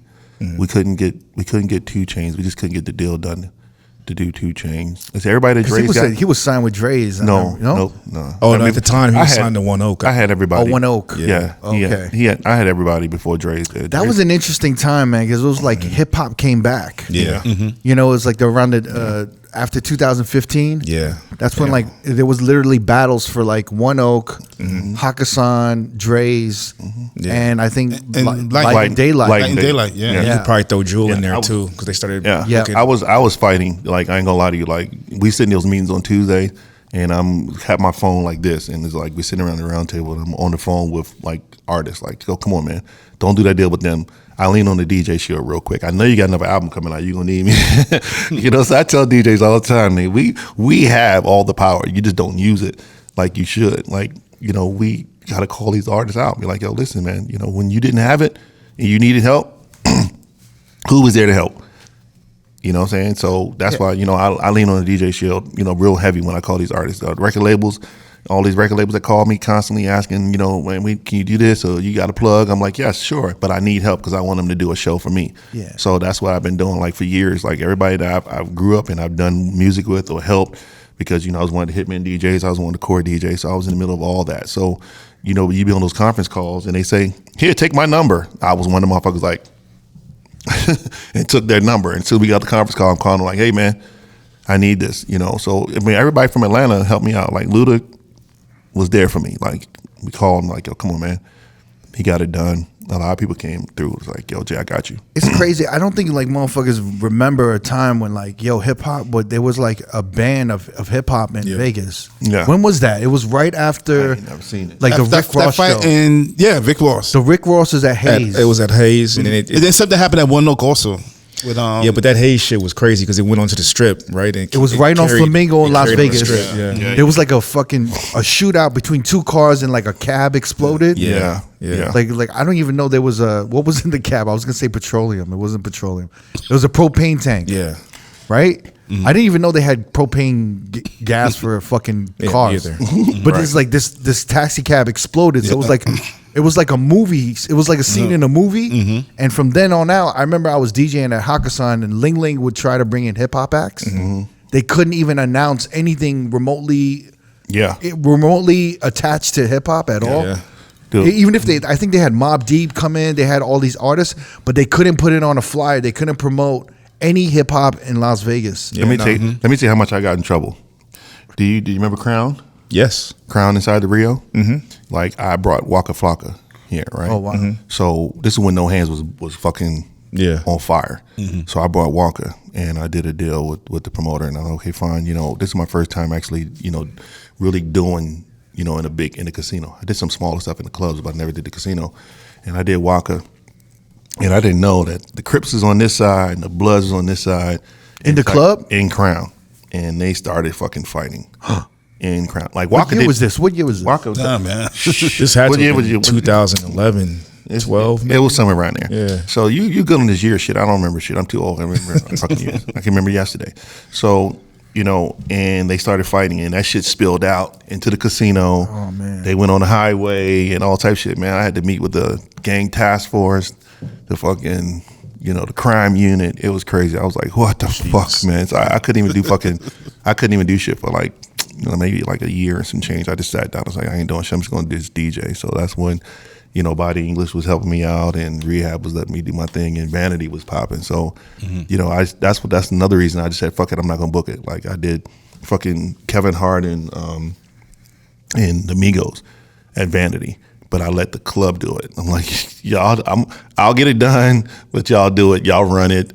I don't want to put my name on it. And Beach, Beach was like, okay, cool, we'll get it done. So what other venues are you working with right now for acts? Right now, I just did. Of course, we did the Palms. I've been doing a lot with the Palms. I just got to get the operations together so it can run smoother. But how's it going over there at the Palms? The Palms just reopened. Yeah, I'm like He brought out Diddy I'm the guinea Labor Day pig. weekend. I'm the guinea pig, right? But I'm the guinea pig that What got do in you trouble. mean you're the guinea pig? Well, I did Lotto, right? That was Memorial Day weekend. That was Memorial Day weekend. I did Lotto. It wasn't just me and Neil. We did together. So we did Lotto, and it was fucking a zoo. It was fucking super crazy, crowded, but they just wasn't prepared for the amount of people. Traffic coming in. Because they have people that came from convention services into working at a nightclub. Like, but y'all don't know nightclub business. You know what I'm saying? So it was a little hectic. So is this chaos? It was at the pool. Yeah. It's at the pool. So that was kind of crazy. So chaos is closed though. They're not. Well, they about to open, but I'll tell you that in a second. But so that was the first one, and then my boy and them brought City Girls, so that was good. And then I just did Diddy for Labor Day weekend. So just operations is just so hard, So when you're doing a nightclub, you got to understand that certain things got to be in place for you to be able to be profitable. One, for it to be successful, as far as managed, getting people to tables, getting people inside, et cetera, et cetera. So that was kind of a pain in the ass. But I'm working with a Zillow now. I'm waiting for the new club in the Old Money Baby. It's going to be called Skybox. Virgin Hotel. Virgin Hotel. So that's about to open. So Money Baby closed, right? Yeah, brand new venue. So So now it they're basically it ain't live with Vandy, Vandy with TV screens, Right. So it's gonna be called Skybox. So that's about to open, and then It's a hard location right now. but Yeah. when you're trying to do, Because when Money Baby opened, we were like, when I saw the space, I was like, this is dope. Yeah. But it's just like so hard to get to when I started going to the casinos, and Yeah. it's like right at the furthest spot of the casino. it's one of those things, man. We don't have a lot of options to go to these days. Like when you're trying to What do you really mean? far as black people, we don't have a bunch of options on artists, place that we can go to that they're going to actually go play the music we want to hear. One, and then two, that you can go and basically have a good time. So that's why a lot of people go to Dre's. People go to Dre's because one, you know what the music's going to be like, and you're going to get the artist that you want. There's consistency, and it's consistent. You know what I'm saying? You don't got to go. You're not going to hear no fucking EDM music. You'll hear reggaeton, fucking reggae, hip hop, and R&B. That's it. So you won't hear no EDM. I got a question. You recently posted something about Latin music. Yeah. About how venues they scared to book hip hop acts because of their lyrics. Yeah. But they booked the Latin acts. Yep. And their lyrics is just as bad. Just as bad. And that's one thing I said. And I'm see, the bad part about it is like, a lot of these venues also, they don't have people in their office that understand the lyrics. They don't understand the songs at all. Only thing here is they might know the hook, and they know the artists, and et cetera, et cetera. But you gotta keep in mind, a lot of artists that are out here in this Latin artists are just like fucking, they ain't nothing but light-skinned black people. They do the same fucking shit that we do, and it should be popping, and everybody love it, and it is what it is. But at the end of the day, it's one of those things that they're beautiful people. They're fair skinned, so it looks basically like they do. And at the end of the day, so when you're trying to say, okay, fine, let's do our music and let's do hip hop, which is basically makes fucking almost as much money as fucking doing an EDM show, then they just don't want to do it because they just feel as though we're gonna go in there, we're gonna tear it up. But it comes back to our culture. I mean, niggas fuck shit up, so we have to deal with it. My God. Yeah, it's a truth. I mean, I think it's a weird time right now for hip hop. Yeah. I think it's a very weird time for hip hop. Yeah. And I think there is kind of this large explosion, right, for Latin music, and it's being led by Bad Bunny, right? Yeah. Right. And then there's this new crowd that's kind of like embracing the Latin music more, which is, Latinos are, they're really kind of like, now they're kind of, not that they weren't going out before, right, but now it's like they want Latin parties, right. And where back in the day, you'd have like, Mexican Independence Day. I mean, Mexican Independence Weekend, right? Right. Yeah. You'd have Cinco de Mayo. And, you'd have like, it'd still be like a hip hop night. And they put like a mariachi band or something weird and racist or something, but there wasn't these Latin nights that spoke to Latinos directly. Right. But I feel like now it's like become accustomed where like, there's a large Latino following. They want to hear Latin music. But it's and I'm just going to put it out there. I call them culture vultures because at the end of the day, Latin music been around fucking forever. You're talking about nightclubs are culture vultures? Yeah. I just feel they culture vultures. Like Latin music and it's been around forever. Like my kid's mom is from Guadalajara, so she's Mexican. I was with her for 15 years. So at the end of the day, I've seen and been to a bunch of Latin clubs that you go to. La Jolla and a bunch of these places have been around. And they never wanted it in the clubs. Because we came to them and it's like, well, we want to do Baby Bash. We don't want to do it because they don't drink. They don't spend enough money. We don't want to do this because they don't spend enough money. Right. No, we don't want to do this because they don't spend enough money. Those were the problems that we were having trying to do a Latin night in some of the bigger or the major clubs. They wouldn't allow it. They wouldn't let. So now all of a sudden, at the end of the day, it's the same thing. They don't want to do hip hop. They don't want to do hip hop. Only Dre's want to do it. They might want to do hip hop night here and there, but at the end of the day, like they want to do Latin music now. So it's just they just want to hop on trends. That's it. And not only that, I think more than culture vultures, I feel like nightclubs are not creative. Yeah. So when they see a formula working, they'll just like, we could do that too. Yeah. That's what that's culture vulturing. They feel like, because like me, they'd ask me, "Oh, Jay, you want to do this EDM shit?" I'm like, "Fuck no, I don't know enough about it for me to embrace it." You know what I'm saying? Mm-hmm. So I don't step into that realm. But at the end of the day, it's still called show business. So it's a business, and they call show personal. I just stay in what I know that will work. And if it does, you got to put the effort and time in, but I don't understand it. So it's interesting. Are you seeing a drastic change from 2019? There's the pandemic to like 2021, right? Right. Are you seeing a drastic change in hip hop was great, we want more hip hop acts, and then all of a sudden they're like, we're good.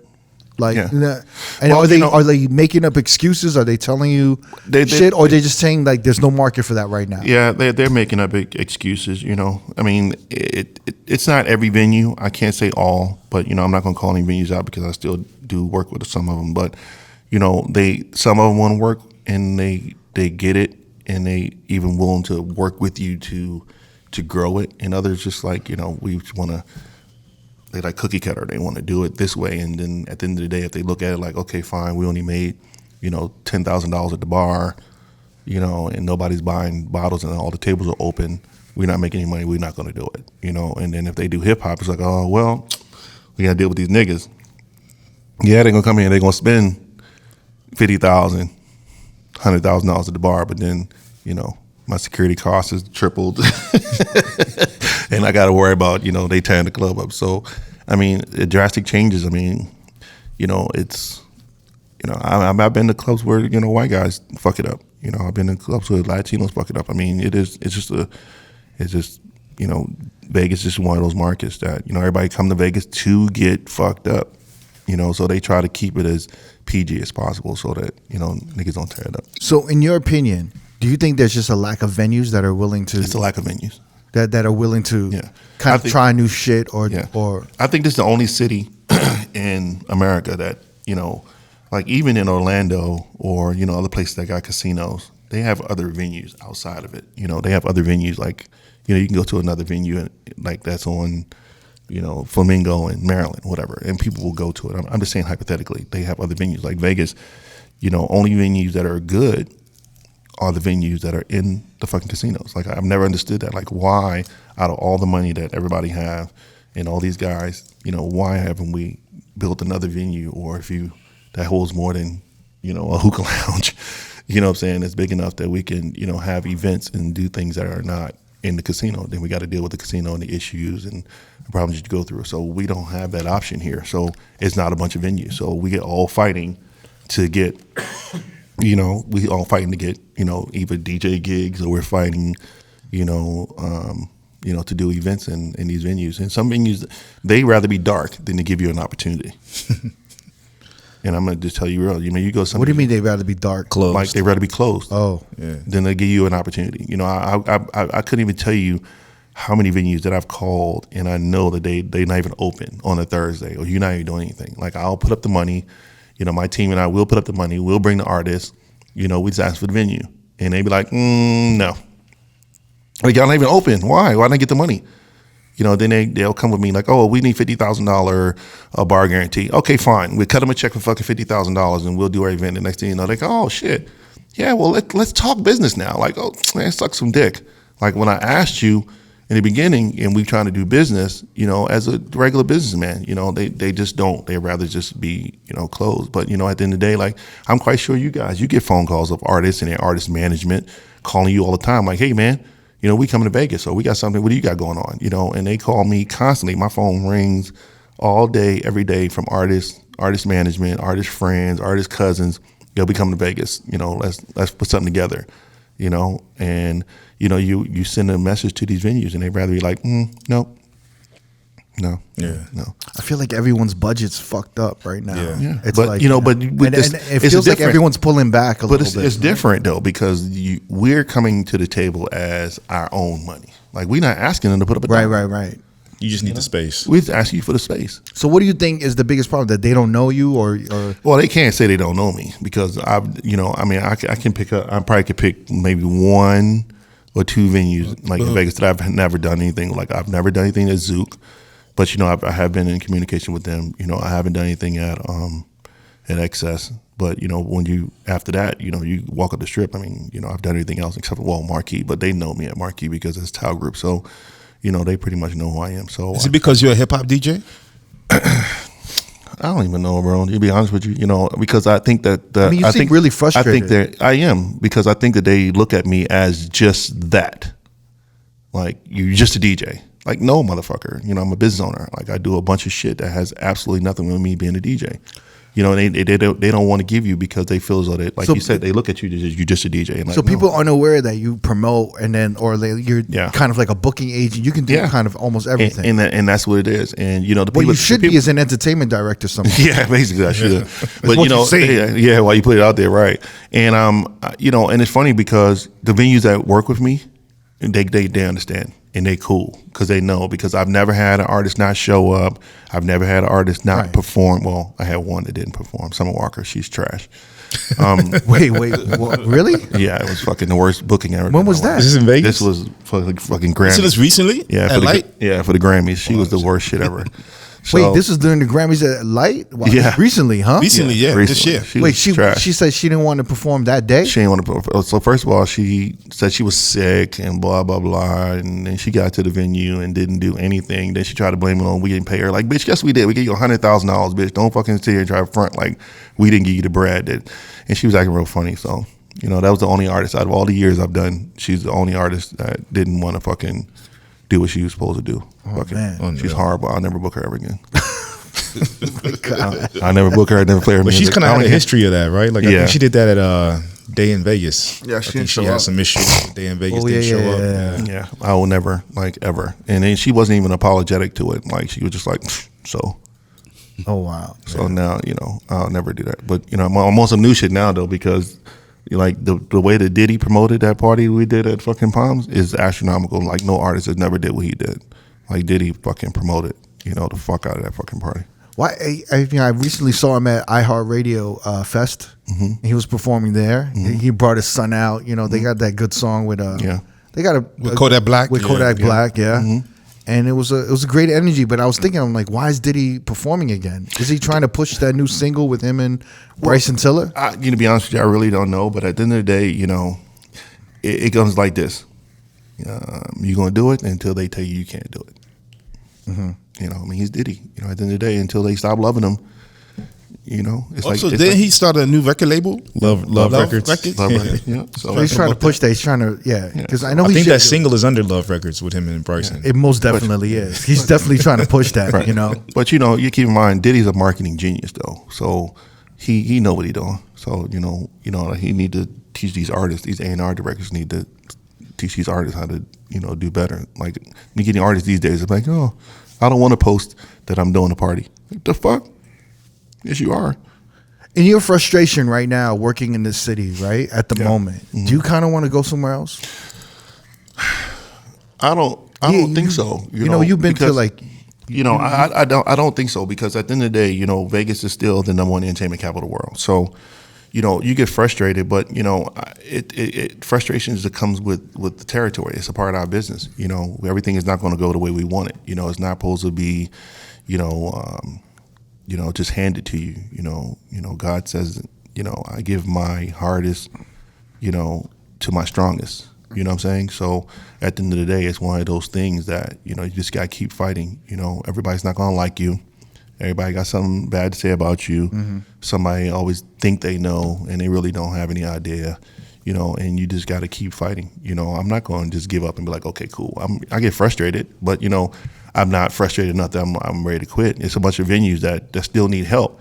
There's a bunch of venues that call and be like, hey, Jay, we need help. We got to do this. But, I might be say, okay, fine. We're a little tapped out because we got our hands, spread out with so many other things that we're trying to do. So it's hard for me to, work with, some of these new venues. But, at the end of the day, now it's time because, I'm going to lose one of my venues, and I'm not going to put it out there right now, but I'm going to lose one of my venues. So then I'm going to pivot and try to, work with some other venues. So, I'm working with, Tile Group trying to get this deal done. So if we can get that done, then, it'll be fine. Like I said, I tell people I don't want to DJ all the time. I don't. I want to make money, and I want to book other DJs because people helped me. So I just return the favor. You know what I'm saying? Like, even with me going out of town, people ask me, "Oh, Jay, you got the plug?" Sure. Here, call them. I call them first and let them know. Here and go, because I can't go all the time. So you're not trying to do what you did to D Miles at Tile Group. Give me an OTR. Just walk up on your shit. Nah, man. Because Mike Attack ain't gonna take that shit. Yeah, he's probably not. Probably not. Mike will attack. Right. You're gonna attack ass. Right. Nah, I'm just trying to, like I said, I'm just trying to feed my family. And try to work as hard as I can. Uh-huh. And like at the end of the day, you can't consider yourself a boss until you feeding other people.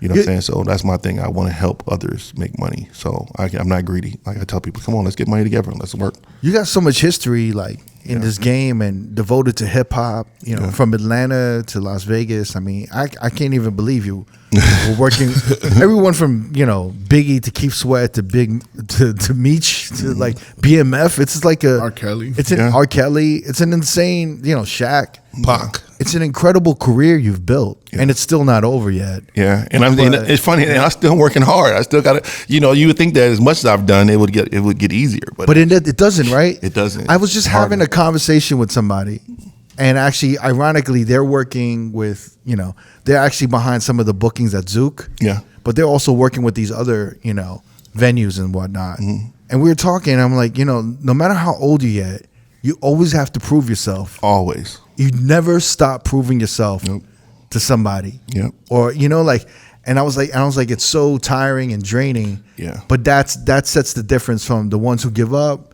to the ones who keep going. Yeah. Mm-hmm. And but it's like you every day, like even us, we're like trying to do these projects and all of these, and I'm like, and I'm frustrated too because I'm like, yo, do they want to work with us or not? Exactly. And that's the problem. You feel as though that we some fuck ass motherfuckers. Like, we have history. We've done this shit. We know what the fuck we're doing. Like, you guys are fucking incredible. You guys have been in the business long enough.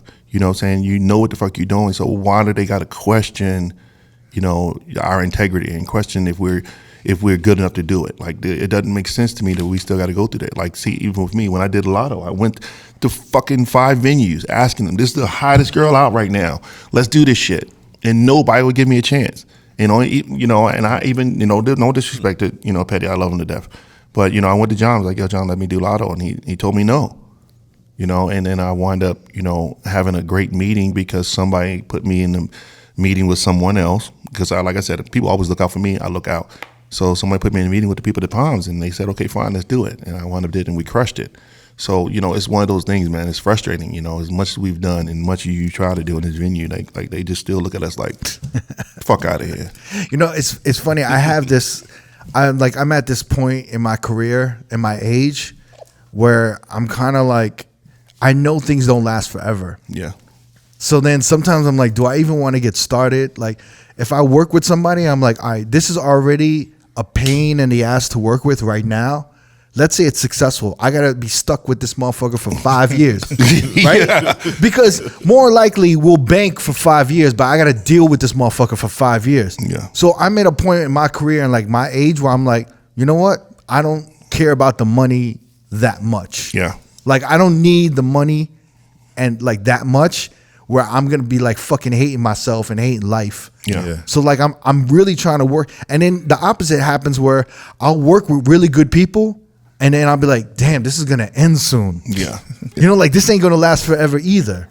Yeah. And it's just, I'm at that weird point. Yeah. But you've been through so many left turns, right turns, and everything. Man, you still love it. You want to keep doing it. Yeah, Still doing like, it. Still doing it. You know, You still I'm wanna trying do it, though? You know, I mean, you know, here's my thing. Like, you know, Are we just crazy and stubborn and stupid, or is this just why do we do this? Why do we keep doing it? I just feel as though that because I came up with, I was brought up on nothing.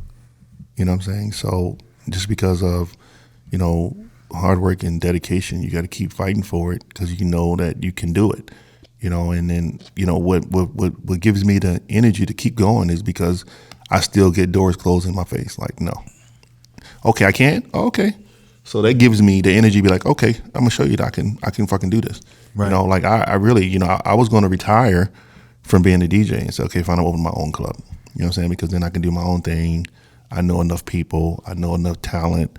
I would love to see you in an entertainment director position. Oh, absolutely. Because you know, I want to. So that's why I said if I don't open my own club, then I that's what would be my next be to go. Maybe you'll smile more. Yeah. Yeah. You know, I mean, a lot of times, man, like when you see me at daylight, because I be frustrated because I'm dealing with, you know, like John asked me. You know, he don't want me to headline. He wants me just to open and close because I have to deal with the talent and everybody else that's coming. Mm-hmm. You know, so it kind of worked out. But see, sometimes y'all catch me and I'm fucking mad because, you know, I'm dealing with the artist or I'm dealing with something that happened or Petty's cussing me out because I did something I wasn't fucking supposed to do or some shit. So, you know, at the end of the day, you know, but I gotta love it. Every time I see him and I would come into daylight, I'd be like, man, this motherfucker hates me, man. Because it don't need to be you, bro. Trust me, it'd be like, what the fuck did I do? The first time I met Jay Nice was at Gatsby, and I was DJing, and he was sitting in the couch, and he was just directly looking at me. I'm like, damn, I must suck because he's not giving me no like shoulder movement, no smile. And I was like, you know, all right. And, you know, funny part is like, you know, I just went to see him Saturday because a lot of people don't understand. Like a lot of times, bro, like I go to clubs and I go to listen to the DJ. Yeah, we all do that. Because the reason I go is because, you know, I'm always looking, you know, to help. And I know I can call another DJ and I know that he can play. Mm-hmm. You know what I'm saying? Because the hardest part, a lot of people don't understand that a lot of DJs can't play a lot of rooms. So, you know, I go and I listen because then if I say, okay, fine, I'm doing this event here, I know I can call and at least ask him, and if he's available, he can do this room. You know what I'm saying? So I go and listen. I look at it as me, you know, just trying to, you know, listen to good music because I get tired of going to places and I fucking don't have a good time. So, you know, I find myself listening to the fucking DJ instead of like I'm with fucking 10 hot chicks and we having a good time. Oh no, he had a few. So, you know, so now when I go and I try to, you know, listen to the DJ, or I know there's a DJ I know I can go and listen to and I can have a good time. I ain't got to worry about the music being trash or his transitions are fucking fucked up or whatever, because, you know, the first thing you hear is us being the DJ fuck up. You know, what the fuck was he doing? So, you know, I go and I try to just, you know, go. So you enjoy Jamie's sets? Yeah, I just went and heard him Saturday. He didn't even know I was there. You know, I sit in the cut. You know, I sit in the bar, have some drinks because I know I can have a good time and I don't have to be, you know, like, okay, this shit's trash, I'm ready to go. Like, even if it wasn't nobody there, I would have stayed because, you know, I liked the way he played Saturday. Nice. So I was there. Yeah, but the first time I was intimidated, I was like, shit, I must suck. He was just chilling there, just sipping his like cognac and shit. I was just like, all right. Yeah.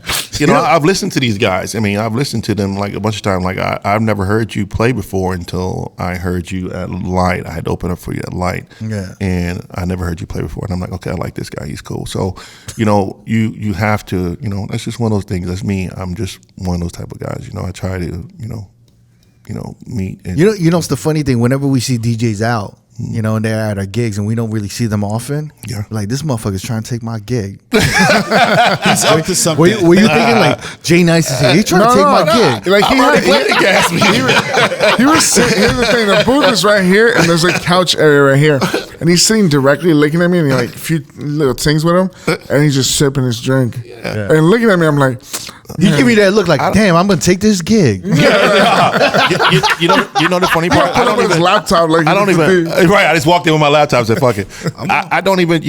I don't even go to venues and because I really think that's fucked up. I mean, that's just me personally, but I don't even go to venues and then try to talk to the directors like the day that somebody else is playing. You know what I'm saying? I try to meet them somewhere else or meet them, when they're not at the club, to have a conversation, because it's intimidating, because same thing happens to me. I play at Palms now, me doing Ghost Bar and every place else, now everybody's like, it's 30 DJs pulling up, trying to talk to the manager. I'm like, but that's, everybody. You see it, you're like, yeah, everybody trying to take my gig. Everybody trying to take, but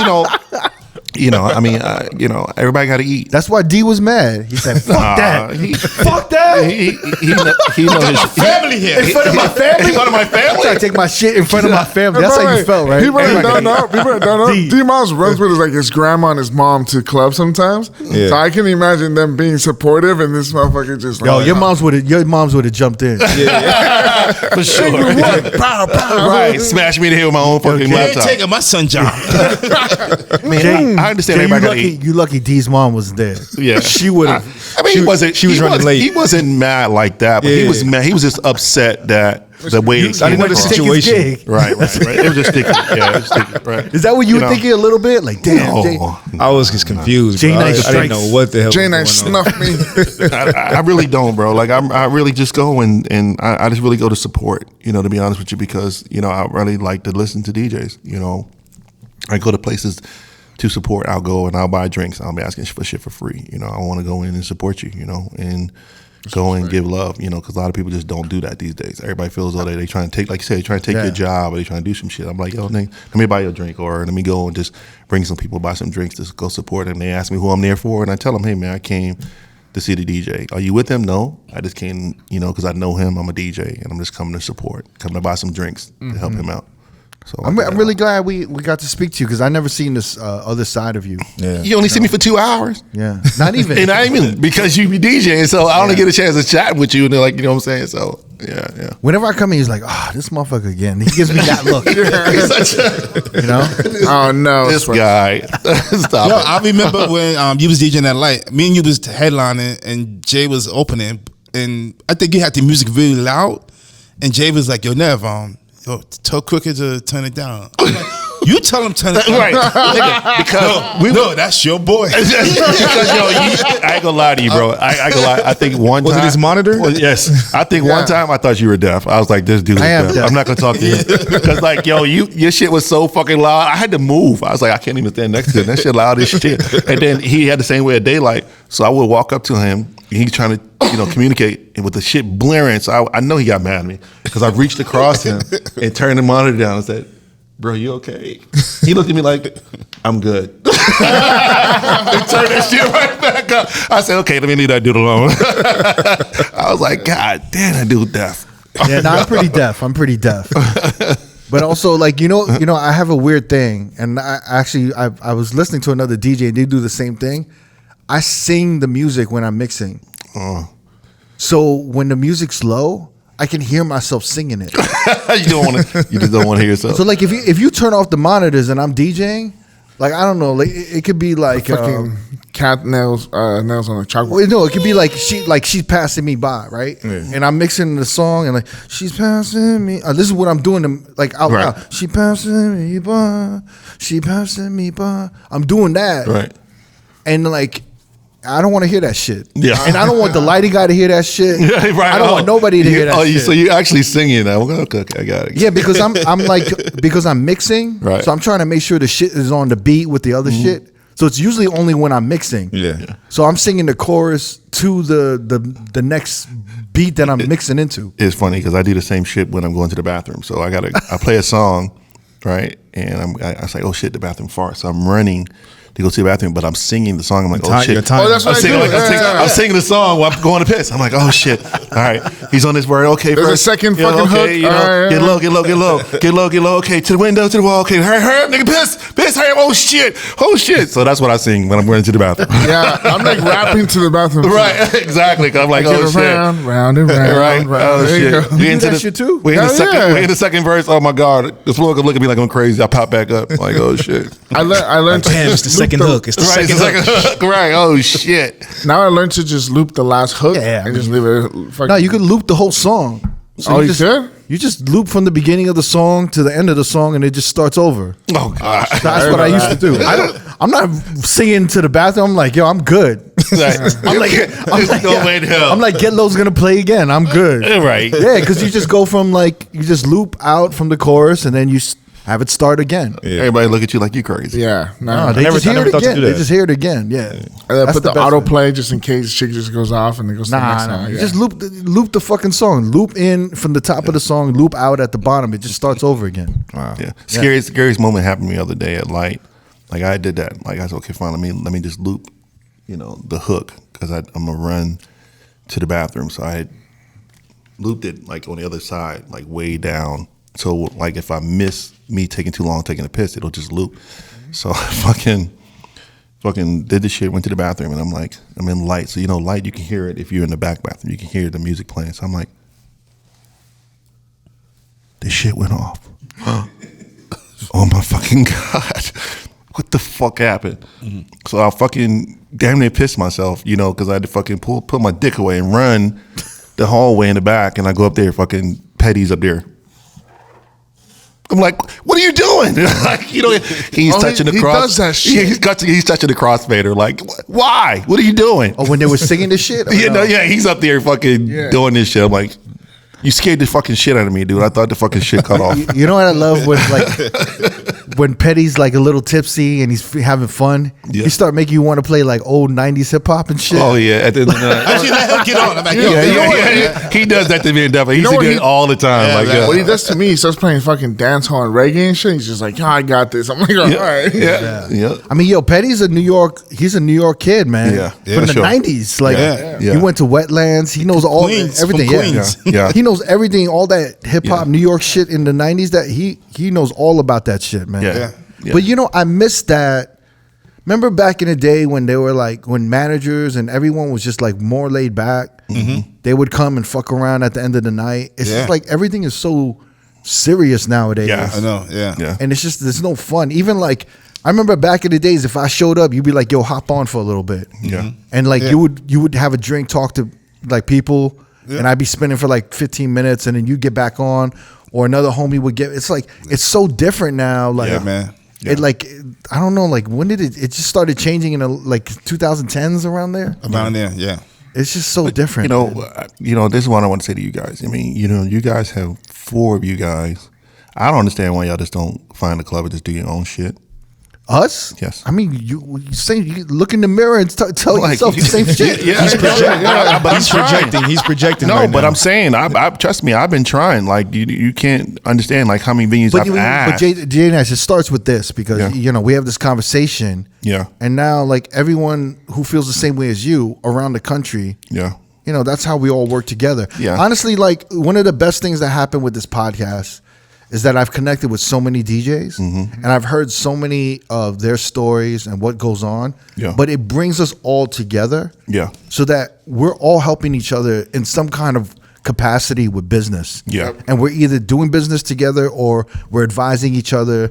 And there's been more of that communication going on in the last 3 to 4 years than ever in maybe the last 15 years of my whole career here in Vegas and whatever. So I think it's one of those things where everything you're talking about, I see it. Yeah. There's a lot of people in Vegas who sees it too. Like, never recently had a conversation with somebody who's in nightlife, and they were speaking about their frustration. They're not even a DJ. Yeah. You know what I'm saying? They were speaking about their frustrations of everything of, just like kind of going out. It's not as fun anymore. Right. At the Strip, it's kind of redundant. Everyone's kind of doing the same thing. If you guys, went to a venue that you have on a regular basis, that's yours. Like you play. You know, like if you went to John and Gatsby, say, hey John, give us fucking, you know, like you went with Eddie when y'all did the 45. 45s, yeah. You know what I'm saying? Like those are things, because then you ain't gotta look for no fucking DJ ever, because you got your own DJ. Everybody has their own following. Everybody has their own context, and you get all the money. You know what I'm saying? So, you know, you get 100% of the door, and then your percentage of the bar. There's a lot of logistics involved, though. There's a lot of operational shit involved. No, because because what you do is you tell the venue, you're not trying to take over the venue. The only thing you're trying to do is bring what you have to the venue. So still let them run it. Let them run the door. Let them run the bar. You know, only thing you're doing is putting asses in the seats, and you get 100% of the door, and then whatever percentage of your bar that you worked out, and you make money. Yeah. So that means instead of, you know, like you said, you guys, you know, have to work 4 or 5 days a week. You say, fine, I only got to work 2 days a week because, you know, we doing an event that's making $20,000 a fucking week, which is $80,000 a month. Split by 4, we all making $20,000 a fucking week. We fucking chilling. You know what I'm saying? I can work when I fucking feel like it. You know what I'm saying? You know, so you know, as you get to the, you know, the part, like you said, you know, we're getting older. So now we got to look at other ways for us to make money. So I do definitely think I'll DJ once. I definitely think there is a turning point. Yeah. And I think it's like I think it's gonna happen in the next 2 to 3 years. Yeah. But I think what you're talking about is possible. Yeah. I just think it's gonna take time. Yeah. And I just think like every city, the music, the industry, everything goes through phases. And this is just a different phase we're going in right now. Yeah. You know, there's a time to build, and then there's a time to execute, right? Yeah. And like right now, it's just a time to build. Yeah. You know, and then the time to execute is going to come soon. But it's like you can't execute some shit without building some shit at the same time, you know? Right. You need to build the concept, you know, put it together, and then you can just execute it. Yeah. And I think a lot of motherfuckers are building shit. A lot of people are executing shit too, and they're killing it right now. And like, you know, there's all these Latin parties that are exploding in Vegas. Yeah, they killing. And I'm like, yo, this is their time. Yeah, like Exile is killing it right now. Exile's killing it a lot. He's you know, killing it. him and AR and Aldura. Platino and those guys that are doing Azilla on Fridays. I mean, these guys are really, because what they did was, like I said, I mean, they went to the venues, they got other DJs, they got the Latin DJs that they fuck with, and they's like, fuck it, we know all the Latin artists and we know the Latin community. Let's do our own shit, go to the venue, and that's what they've been doing, and they've been fucking killing it. You know, so that's why we winning. So that's why I said the same thing in reference to us, you know, having our, you know, our hip hop and stuff and our R&B. You know, it's so funny, like everybody want to do an R&B night. I'm like,